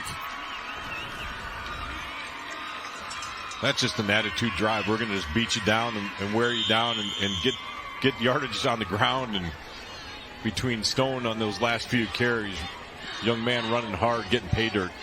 You like to get that reward right at the end for all that hard work. And I'm hoping that off on the sideline he goes to each and every one of those offensive linemen and tells them great job, because that was really impressive. 2-point tries are going to be extra key in the second half.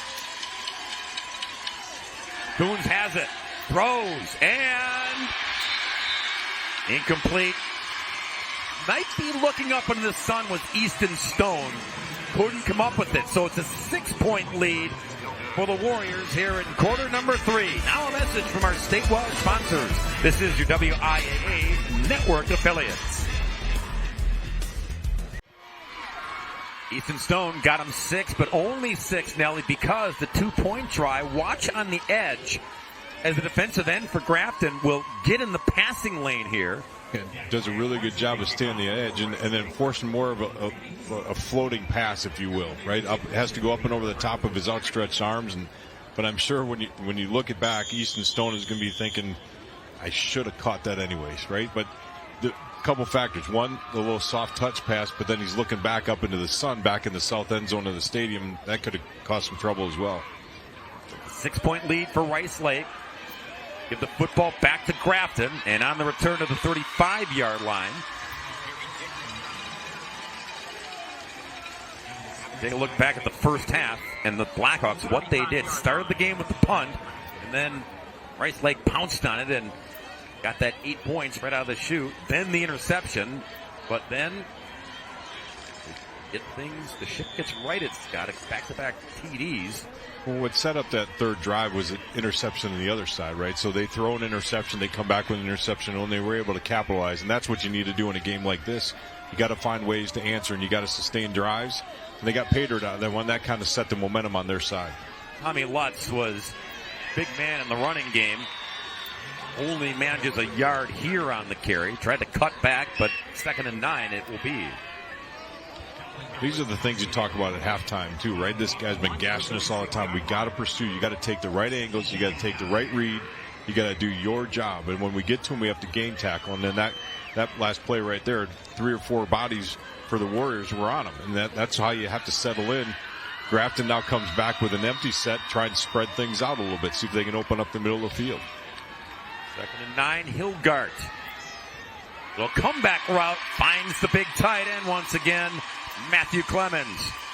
Not a tight end, but a receiver, but built like a tight end. Right. You get the message. He gets the first down. Again, a check down look for your quarterback in Hilgart. Everybody else is covered. A little bit of zone over the top that we saw earlier from Rice Lake. And that's his check down route. He just sits about 7 yards and he starts floating in as the pressure and things start to kind of get anxious a little bit through that 3-4 seconds of the play. Really good job by Hilgart to hit him, and then big positive yardage then to move the chains. From the 47, Grafton, 1st and 10. Jet sweep, fake it, and then that is Tommy Lutz again. Boy, now sometimes he just takes it and runs, but he can also, there's a flag thrown. You see him though, he sells that. Trying to get that defense to hold it for a second. We'll check the penalty. Holding offense. 10-yard penalty from the spot of the foul. Still, first down. Well, as you call it, right, that he holds the position, but everything looks to the defensive side. It looks like it's going left. The center guard and tackle off the left side. Just wait. You pull the backside guard, and so now you have basically student body left with your quarterback behind carrying the football. And that's something that I guess not in that case. It wasn't the quarterback, but Lutz with the carry on that. But really good job of executing and holding your ground. Lutz back in the running back position and only gets a yard to the 49-yard line. The bottom line is that that package wasn't just invented for State. Right. It's part of their offensive attack, and Lutz is comfortable in that wildcat, if you will. Go back a few years ago with the Badgers, they did a lot with James White, right? In the Big Ten championship game, he had a number of those carries that same way. It can cause trouble for a defense because you're trying to locate who are you covering, who are you responsible for. When a quarterback's not in there, it changes things. Hilgart, incomplete. The receiver, it was intended for Gavin Lemke. He slipped, Nelly. Tried to scurry, get back up on his feet. Ball looked like it was a little bit short in front of him. We'll see if he can get his hands underneath it. We get a good shot in the end here. Ooh, that might have been a catch. Gavin thought so. Tried to sell it. Brings up 3rd down and 9. Empty. Hilgart with time. Throws. There's Clemens again. And Matthew Clemens has turned into the go-receiver here. Go-to receiver. Well, Dan Hill and his staff, he's got to communicate to those guys. 3rd and long situations. They've been in zone each time. And each time, Grafton has run almost the same play. Right side, left side. Simply with him on the outside edge. And Clemens is doing a really good job of getting upfield after he makes a reception. I'd say don't run that same defense again on 3rd and long. Just tighten things up a little bit. Clemens 5 catches for 43 yards so far in this game. Hilgart. He wanted to go to that second check down, but it was kind of busy up there at the top of the screen, so he decided to cut the losses. Well defended on the play by Rice Lake.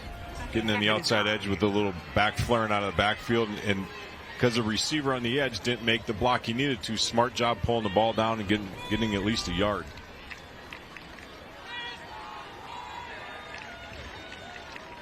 Ellie Clemens, I said 5 catches, 43 yards. Coming into the game, he gets 61 yards receiving on the season and no touchdowns. He has been an X factor here for the Blackhawks this afternoon. Go back to Lutz on the ground. Again, zigzagging, and then the power to finish off the run. Just a yard shy. It's 3rd and 1. A little slow to get up. Might have taken a shot below the belt. Never good. He sets up his lineman really well, and as he goes, right, he's able to cut and weave. And again, a big body in there working through some tight, narrow alleys. Really hard as a running back, but great vision on his part. There was Thomas Peterson, 72, the center, who pulled and came around to give Lutz a lane to run through. Hilgard calls his own number. And enough for the first down. Move the chains to the 28. That was a little deceptive. Hilgard's under center, and he goes out in motion himself. And then he gets a direct snap to Lutz. That screwed both of us up. You're right, partner. Tricky Blackhawks. Well, that's 20 carries now, 123 yards. You look at Rice Lake's running back. I mean, they've really spread it around. Duran 56, Stone 40, Peters 24, Coons, the quarterback, has 12. Here's Lutz again, Wildcat, fake it, tuck it, try to get to the edge, and he'll get some. Zach Orr came in there, tried to stuff him for a loss, but Lutz stayed on his feet for extra. Yeah, well defended on the edge by Orr, holding the ground. He may not have made the actual tackle physically, but he forced that play to only gain a yard. That was a really good job of holding the outside edge there in the boundary. Look at the time, Nelly. Third quarter's almost over, and this may turn into each team getting a possession in the quarter. Right. Which means possessions.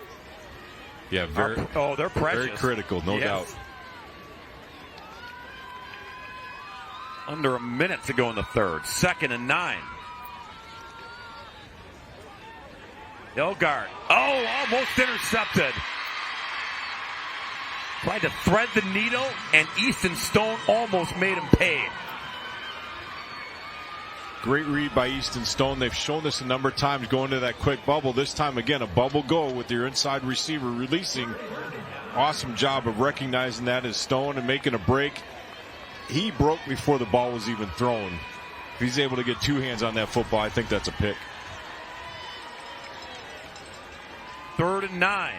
Hilgard going to try it again. Knocked down at the line of scrimmage. Was that Stone? It was. That is your All-State Defensive Player of the Year, showing you why. Nice job again reading and recognizing on a blitz. They're trying to run a shallow crosser with the receivers in the top side of the field, running down deep. A lot of green space in the edge. If that's completed, that goes for a long ways. But great job on the blitz and timely call by the staff. Going forward on 4th and 9. Hilgard out of the pocket, slings it to the end zone, and flags.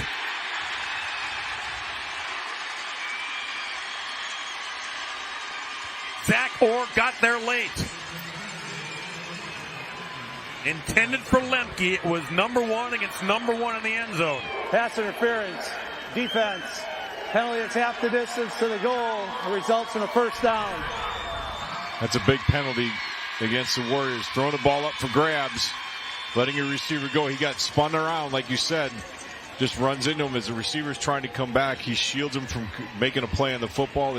If he's able to turn, if Orr's able to turn and try and make a play on the football, probably doesn't get thrown, but he's running and the receiver shortens up, and now that gap closes and he runs right into him. That's a good call by the officials. Kind of that panic when you're in the secondary, right? Yeah, that's like, uh-oh. Drive still alive here for the Blackhawks. Back to Lutz. Again, weaving and then sashaying his way to the 6-yard line. He's so smooth as Lutz. They got a chance for one more first down if they can get a couple more yards here right now. First and goal from the 3 if they get inside of that. I'll go back to Orr. I'd rather take the pass interference call than a touchdown, right? You can at least line up and play again. So you don't want the penalty, especially on 4th down, but you'd rather give that than the touchdown.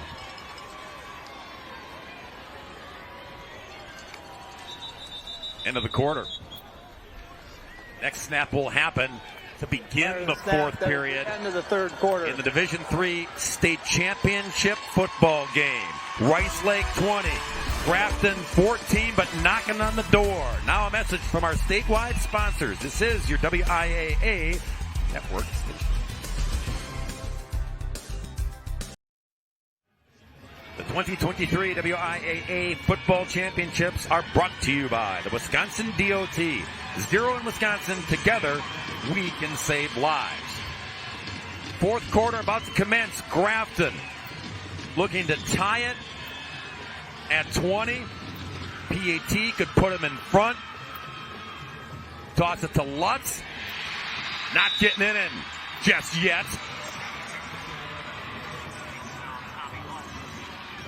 Looked like that. Yeah, 88. Hard to make out the number. Looks like 00 almost, right? Wait a minute. That's Will Johnson, 88. Coming from that linebacker spot. Good job getting downhill, closing ground, not allowing the run back to get ahead of steam. Go back to your point, right? We were discussing that Rice Lake goes for 2 all the time. Grafton's able to get a first down and sustain the drive here, although it's 3rd and 5 right now. Like a lot of yards to still get for this, but they score that. Those extra points are huge.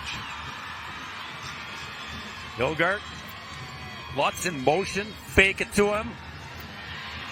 Brady running, bashed out of bounds right at the marker, but he gets the first down. Oh man, Easton Stone leveled the Grafton QB. Well defended by Rice Lake in the back end, not allowing that pass to go, and then a heads-up play by Hilgert to tuck it and run. Again, looking at the chains, just getting past it for the first down, sustaining the drive, right? Even though it was a short yardage play, 5 yards or 6 yards on the carry, but really heads-up play by the quarterback. Give your team a chance now with 3 yards, 4 yards out from the end zone, and this is where you got to get hungry. You got to start foaming at the mouth a little bit, and those offensive linemen have to tee off.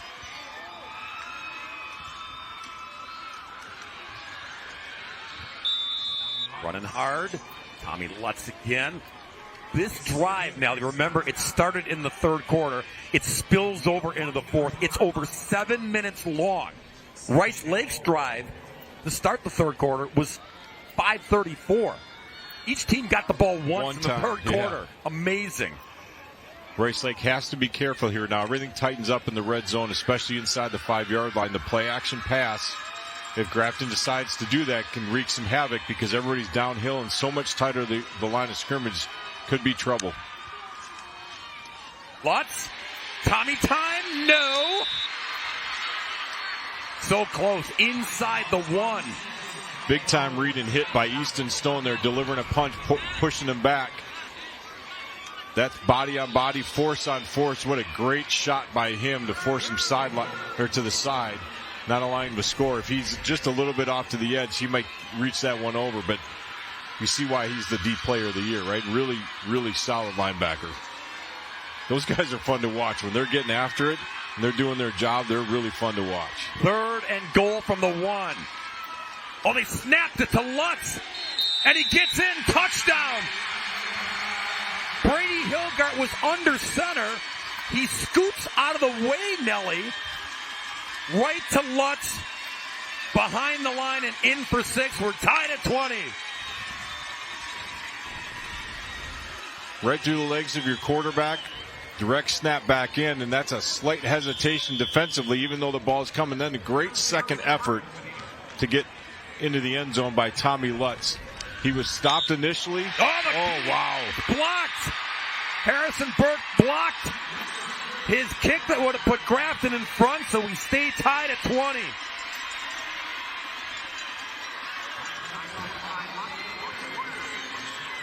Well then, the stalemate continues. Now a message from your local station. This is your WIAA network, local affiliate.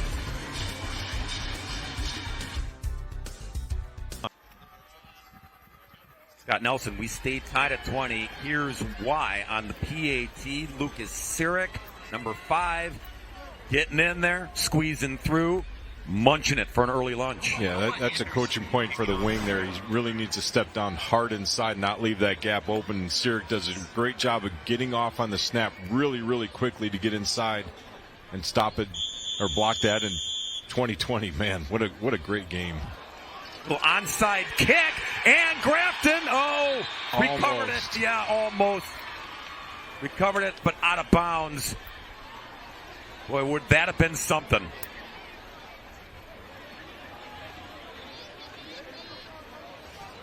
Officials conferring about where it went out of bounds, where the player was, all the discussions they got to have to get the spot right.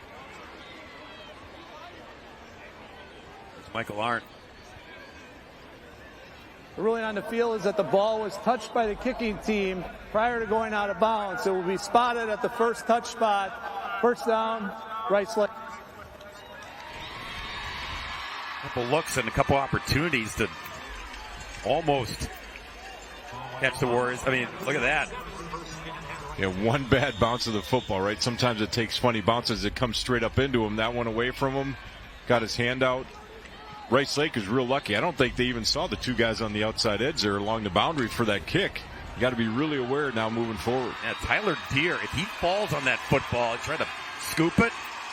Take a calculated risk, almost worked out for the Blackhawks. Warriors with the football at the 37-yard line in a tie football game. And they wrap up Lucas Peters. Gain of only 2. Again, it's been a balanced rushing attack for Rice Lake, contrasting to what Lutz has done. 133 yards on the ground for Lutz so far. 2nd and 8 for the Warriors.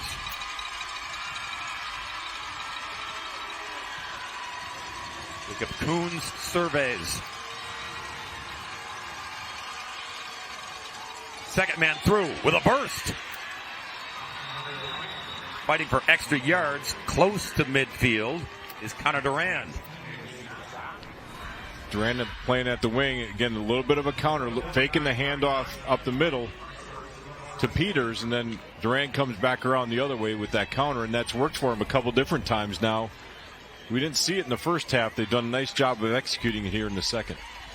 Jacob Coons, the junior quarterback, so good at running this offense. All the moving parts. As the QB, you got to have your head on a swivel. In a tight space, too, with guys coming at you. That's really heads-up play. Burst here. Ball's loose. Covered by Peters, yeah. Yeah, lucky. Well, bad bounce for Grafton on the kickoff. Lucky bounce for Rice Lake on this one. Just a subtle reminder, tuck the ball away. Make sure you keep great job coming up and punching that out. But you got to protect the rock right now. Time of possession is key for both these teams. Limited opportunities here in the second half for your offenses. You feel the hearts. Oh, yeah, gasp of air. Yeah. Wow. Whole stadium was. But a first down for the Warriors at the 38-yard line of Grafton. Coons has it. Doesn't toss it. Carries some Grafton and Blackhawks to the 33. Smart decision to tuck it and run. Getting really close to the boundary. That's a tough catch for your running back, and he's drifting out to the outside edge, maintaining that spacing, but try and get some positive yards. Good 5-yard gain on that play. Winding clock as we're under 7:30 now here in the fourth quarter. Time of possession. Again, it's hard to talk about that with 7 minutes left in the game, but the way these guys are controlling the football offensively, it's changed the scope of what we're looking at. 2nd and 5 here. Coons pulls it back in, wants to throw, and it's complete to Durand. The old tip drill. Back in the day when my partner was playing football, you couldn't do that. The double touch. I'm watching both guys here. One is Easton Stone, the guy who tips it up and through, right? Here you set up. Again, don't quit on a play, right? The time of possession, the amount of time your offense can have the ball, you got to make plays, and this has been a really solid drive for Rice Lake. They've gotten lucky a couple times now in this drive. See if they can capitalize on that.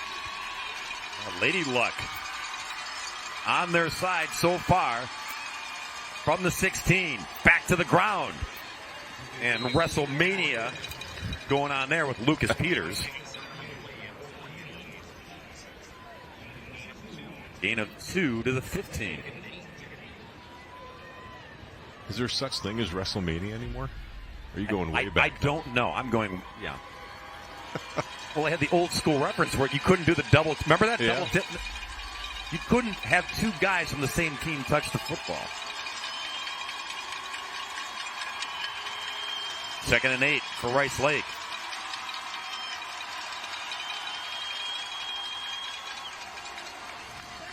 Grinder straight ahead to the 10-yard line.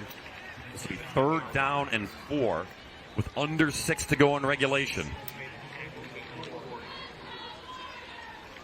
Rice Lake offense now very comfortable and just grinding some time, taking as much off the clock as they can. If they can punch in this and score, we're going to be under 4 minutes, if not, under 5 minutes for sure, if not under 4. With the end of this drive, we'll see what they can dial up here. They got to get that first down. That's key. Need 4 to get it.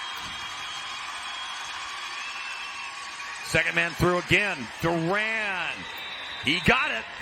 On the final push, he got to the 5. 1st and goal, Rice Lake. Well, that counter play again has worked for him here in the second half. That's the 3rd or 4th time now that we've seen it.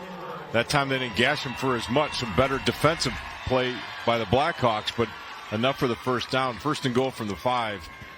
As we wind down now under 5 minutes in the game. Critical defensive stop here if Grafton can get it done. Rice Lake's turn to try to regain the lead. 1st and goal from the 5. Stone in for the touchdown. We'll dial him up offensively, dial him up defensively, whatever you got. Stone's produced today. Been really fun to watch him.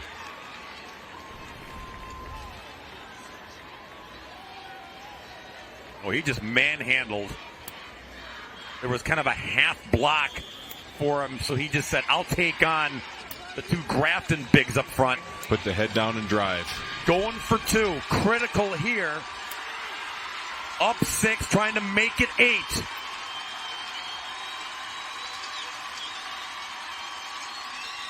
Try Stone again, but hold the phone. Timeout, Rice Lake. Prior to the snap, timeout, Rice Lake. That's their first charge timeout of the half. And Dan Hill knows how critical this is. If you get this, you're forcing Grafton to do the 2 to match you if they get a touchdown to tie it. And if you don't get it, then Grafton has a chance to win. Yeah, it's certainly critical, right? And then you see something that you didn't like offensively based on the defensive front that they brought out. I watched Coach Hill. He was at about the 25, 30-yard line sprinting down the sideline to get to the official for the timeout. 17th season as the head coach at Rice Lake is Dan Hill. We mentioned Lady Luck. Sometimes it's better to be lucky than good. Fortuitous bounce here that eventually goes out of bounds on the onside kick try. Then you have the fumble that bounces right back to Lucas Peters. And the old tip pass. Stone can't get it, but Duran can. Whatever it takes to get in the end zone, which they did. Now, trying to tack on 2 more. Toss it, Durand, who tosses it for 2 to Zach Orr.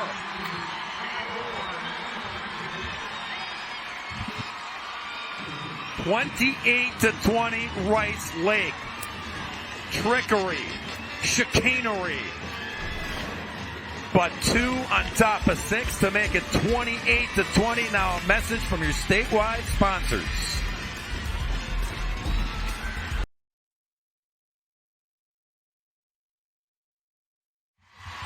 A good one with a good finish on tap here in Division III, the Wisconsin Education Association Council. Thanks all public school educators giving their all this school year. WIAA, we teach, we inspire. So Rice Lake answers after the Grafton tying touchdown here in the 4th period. The 2-point try was successful. They're 2 for 4 on 2-point tries this afternoon. Now, 4:43 to go. Grafton needs the answer here. They need a 6 and a 2 to force overtime.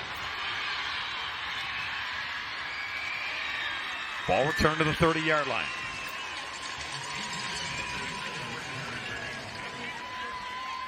Aiden Teagues does the honors there. The offense back in the field. Kind of feels, Nelly, like the way these teams have operated on their long, sustained drives today, that obviously Grafton needs one of them. Yeah, have to have a little sense of urgency with 4:35 remaining. They took a calculated risk on that onside kick, almost paid off for them, ended up backfiring with Rice Lake sustaining their drive again to punch it in, but we'll see what Grafton can dial up here in their 4-minute offense. Start off on the ground. And hard running, Tommy Lutz gaining more steam as the play unwinds. Just when I say that, slow to get up. He's been a warrior today, carrying a heavy load. And no rest for the weary here. They got to have him here on this drive. Coach is asking from the sideline, do you want to ride the head nod? Like, even if he's not, he's still going to say, I'm doing all right. Under 4 to go in regulation. 2nd and 4.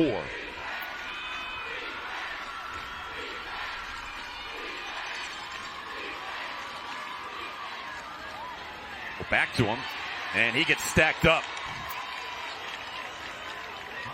Lucas Sirik was in there to slow things down.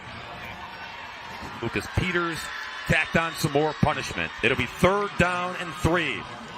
Sirik does a really nice job. He's on the top side, left side from the defensive standpoint. Left side outside linebacker runs down the field, brings him down from behind. That's hard to do with everybody moving away from you, the play going away from you.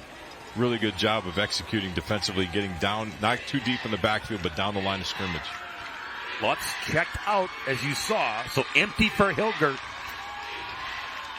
on a critical 3rd down.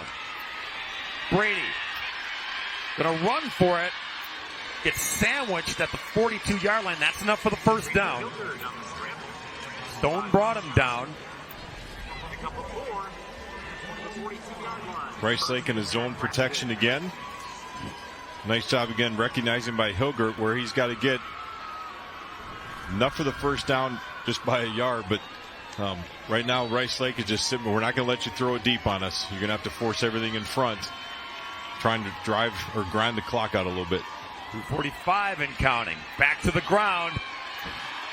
Tommy Lutz, he got a little breather, Nelly. That's all he needed. Gets in the midfield, or close to it. 49-yard line is where they'll spot it. 49-yard line. Well, we talked about both squads really not having a star player. 2 guys have showed up today. One is Tommy Lutz that you just saw run the ball right there, and the other guy for Rice Lake, number 6, and Easton Stone. Those 2 have put on a whale of a game today. Well, studs going at it here. 2:12 and counting. 2nd and 3. Hilgard surveying, throws, dropped by Lemke. Warriors just rushing 3. Linebackers are dropping. You found a pocket to throw into. Just have to complete the catch. May have took his eyes off just a second as Easton was coming for him. I'd probably do the same. Stone now with 10 tackles. Hilgard on 3rd down. Flushed again. Little toss and incomplete. Guess who on the bust up?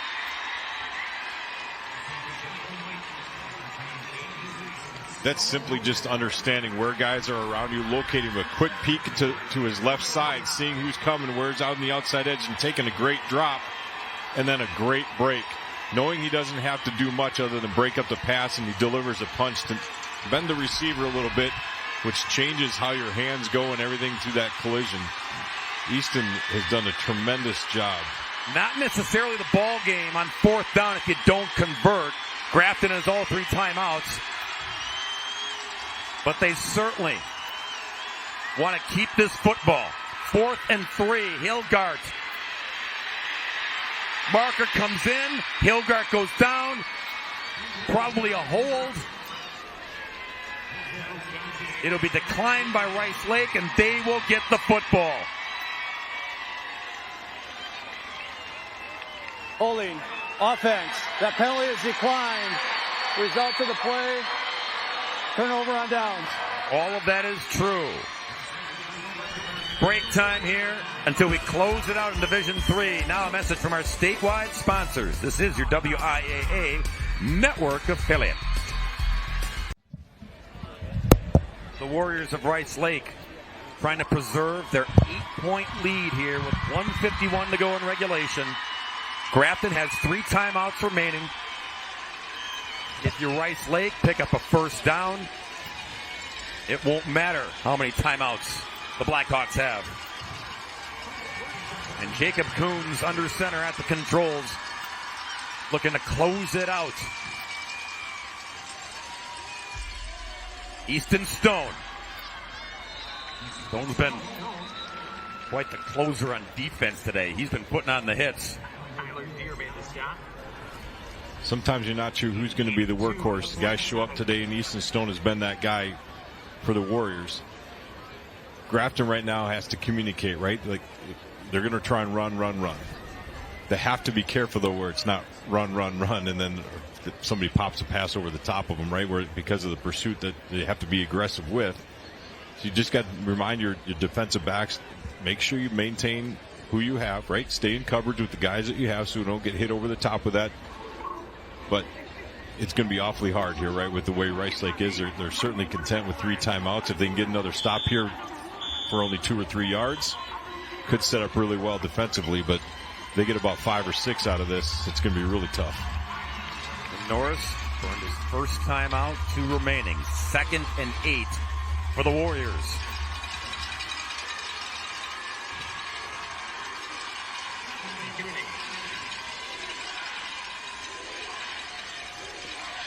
Duran running around, taking a stroll in the backfield.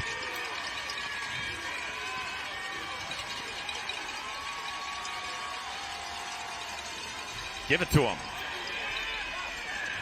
And brought down.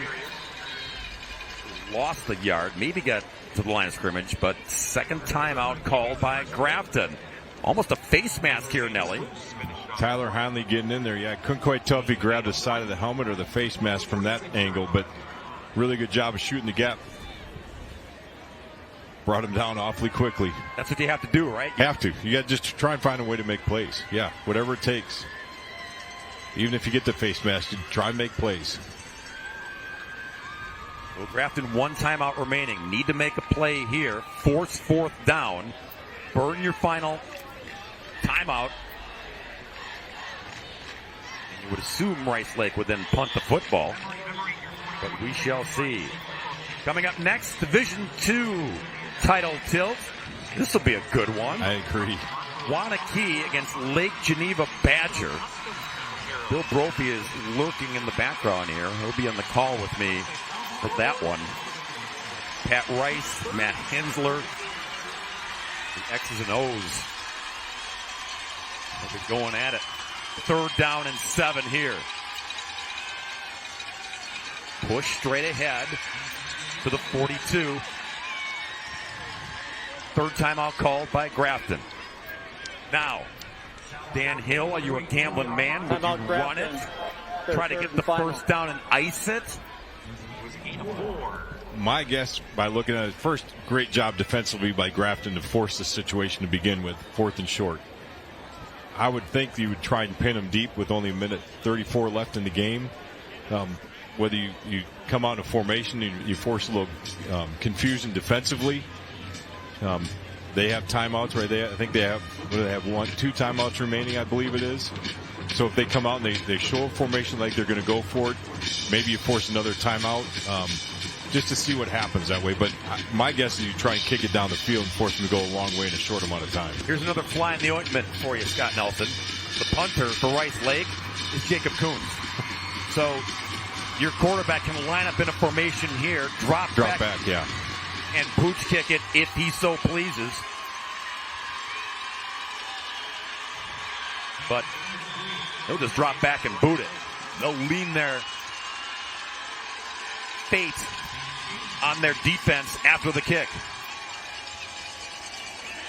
Or you just run with it and try to get the first down and ice it. Jacob Coons to put this one away. That's the difficulty of the rugby-style kick, right? The punt that way, it makes it very difficult because you don't know if he's going to be able to run, if he's going to kick. You got to be careful about roughing the punter if he does kick. That time Grafton was just holding up, right? They're trying to back out a little bit and see, and as the pursuit comes, you just have a wall of bodies in front of him, guys locking on, and he knows where he has to get for the first down.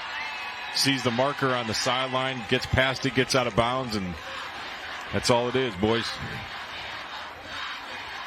That takes some big body parts to call that, but it also takes trust, as you said, Nally, to know that you've got the big bodies, and number two, who knows how to handle the football, has the smarts to handle the football. But you're never feeling good about this as a coach until that snap gets back to that guy either, right? So there's a lot of things in the dynamics that go into that, and the snap was right on, and looked like initially like he was going to rugby punt it right away, and then as those guys engaged on blocks, he saw the corner and the edge, saw the marker, and felt like he can get there, and he got the job done. That was really well executed.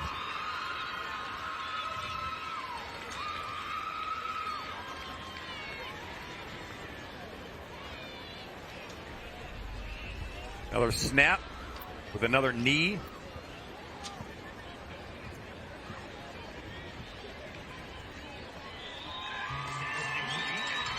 And one more to put it in the books for Dan Hill and Rice Lake. They were champs in 1979 and again in 2017. Runners up in 80, 82, 2004, 2014, 2021. Rice Lake knows how to get here. In 2023, they dialed up the formula to close it out and finish strong.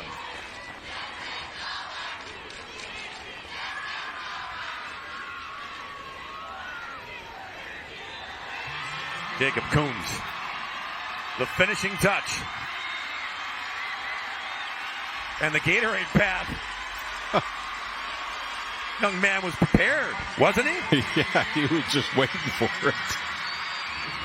It's all about preparation. It's all on how you get ready for state. And Dan Hill had his guys ready. Jim Norris. We told you about all the youngsters on this Grafton squad. They'll be back next year. They showed very well in representing the Blackhawks in 2023. But the final, Warriors 28 and Blackhawks 20 in Division 3. Now, a message from your local station. This is your WIAA network affiliates.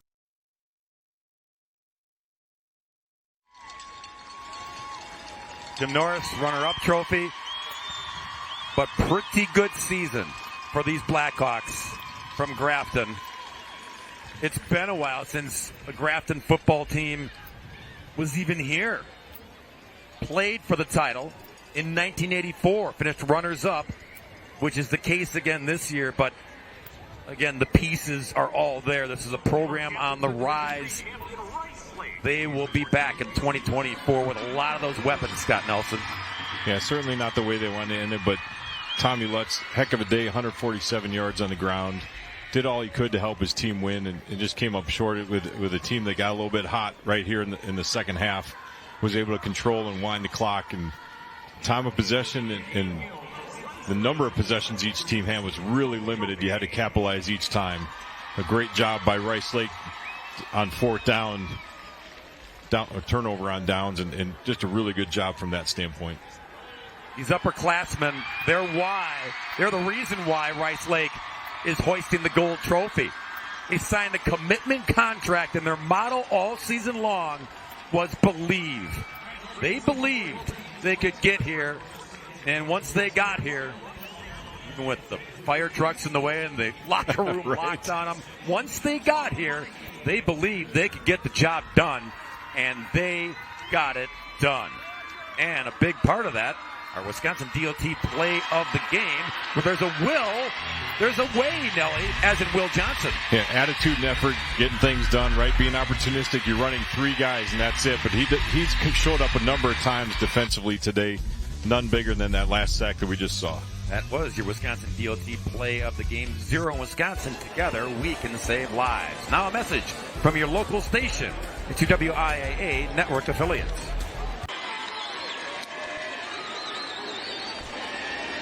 And there they are, the champions of Division III, the Rice Lake Warriors, a 28-20 win over Grafton. Let's hear from those victorious Warriors. For that, we'll send it over to Nick Tabbert. Thanks, Brad. I'm here with Connor Duran. You had a big touchdown catch, you ran for a score, and you had a big 2-point conversion throw. Tell me about that play. It sounds like you do it quite often. Thank you. Yeah, that 2-point, really it's just a read, so I get the toss, and they're always expecting they fly up, and then if I get it, I just dump it off, and it ended up working out there. It was pretty late. I kind of tipped it off late, but it made it, so. What were the emotions of that last drive? They almost had the onside kick. You had the fumble that you got back. That was just a roller coaster. I mean, the onside kick, we're glad they didn't get it back, and then we capitalized on it. We were closer than that fake punt. We were debating on just kicking it, but we called the read, so then he chose to run it, and that was awesome.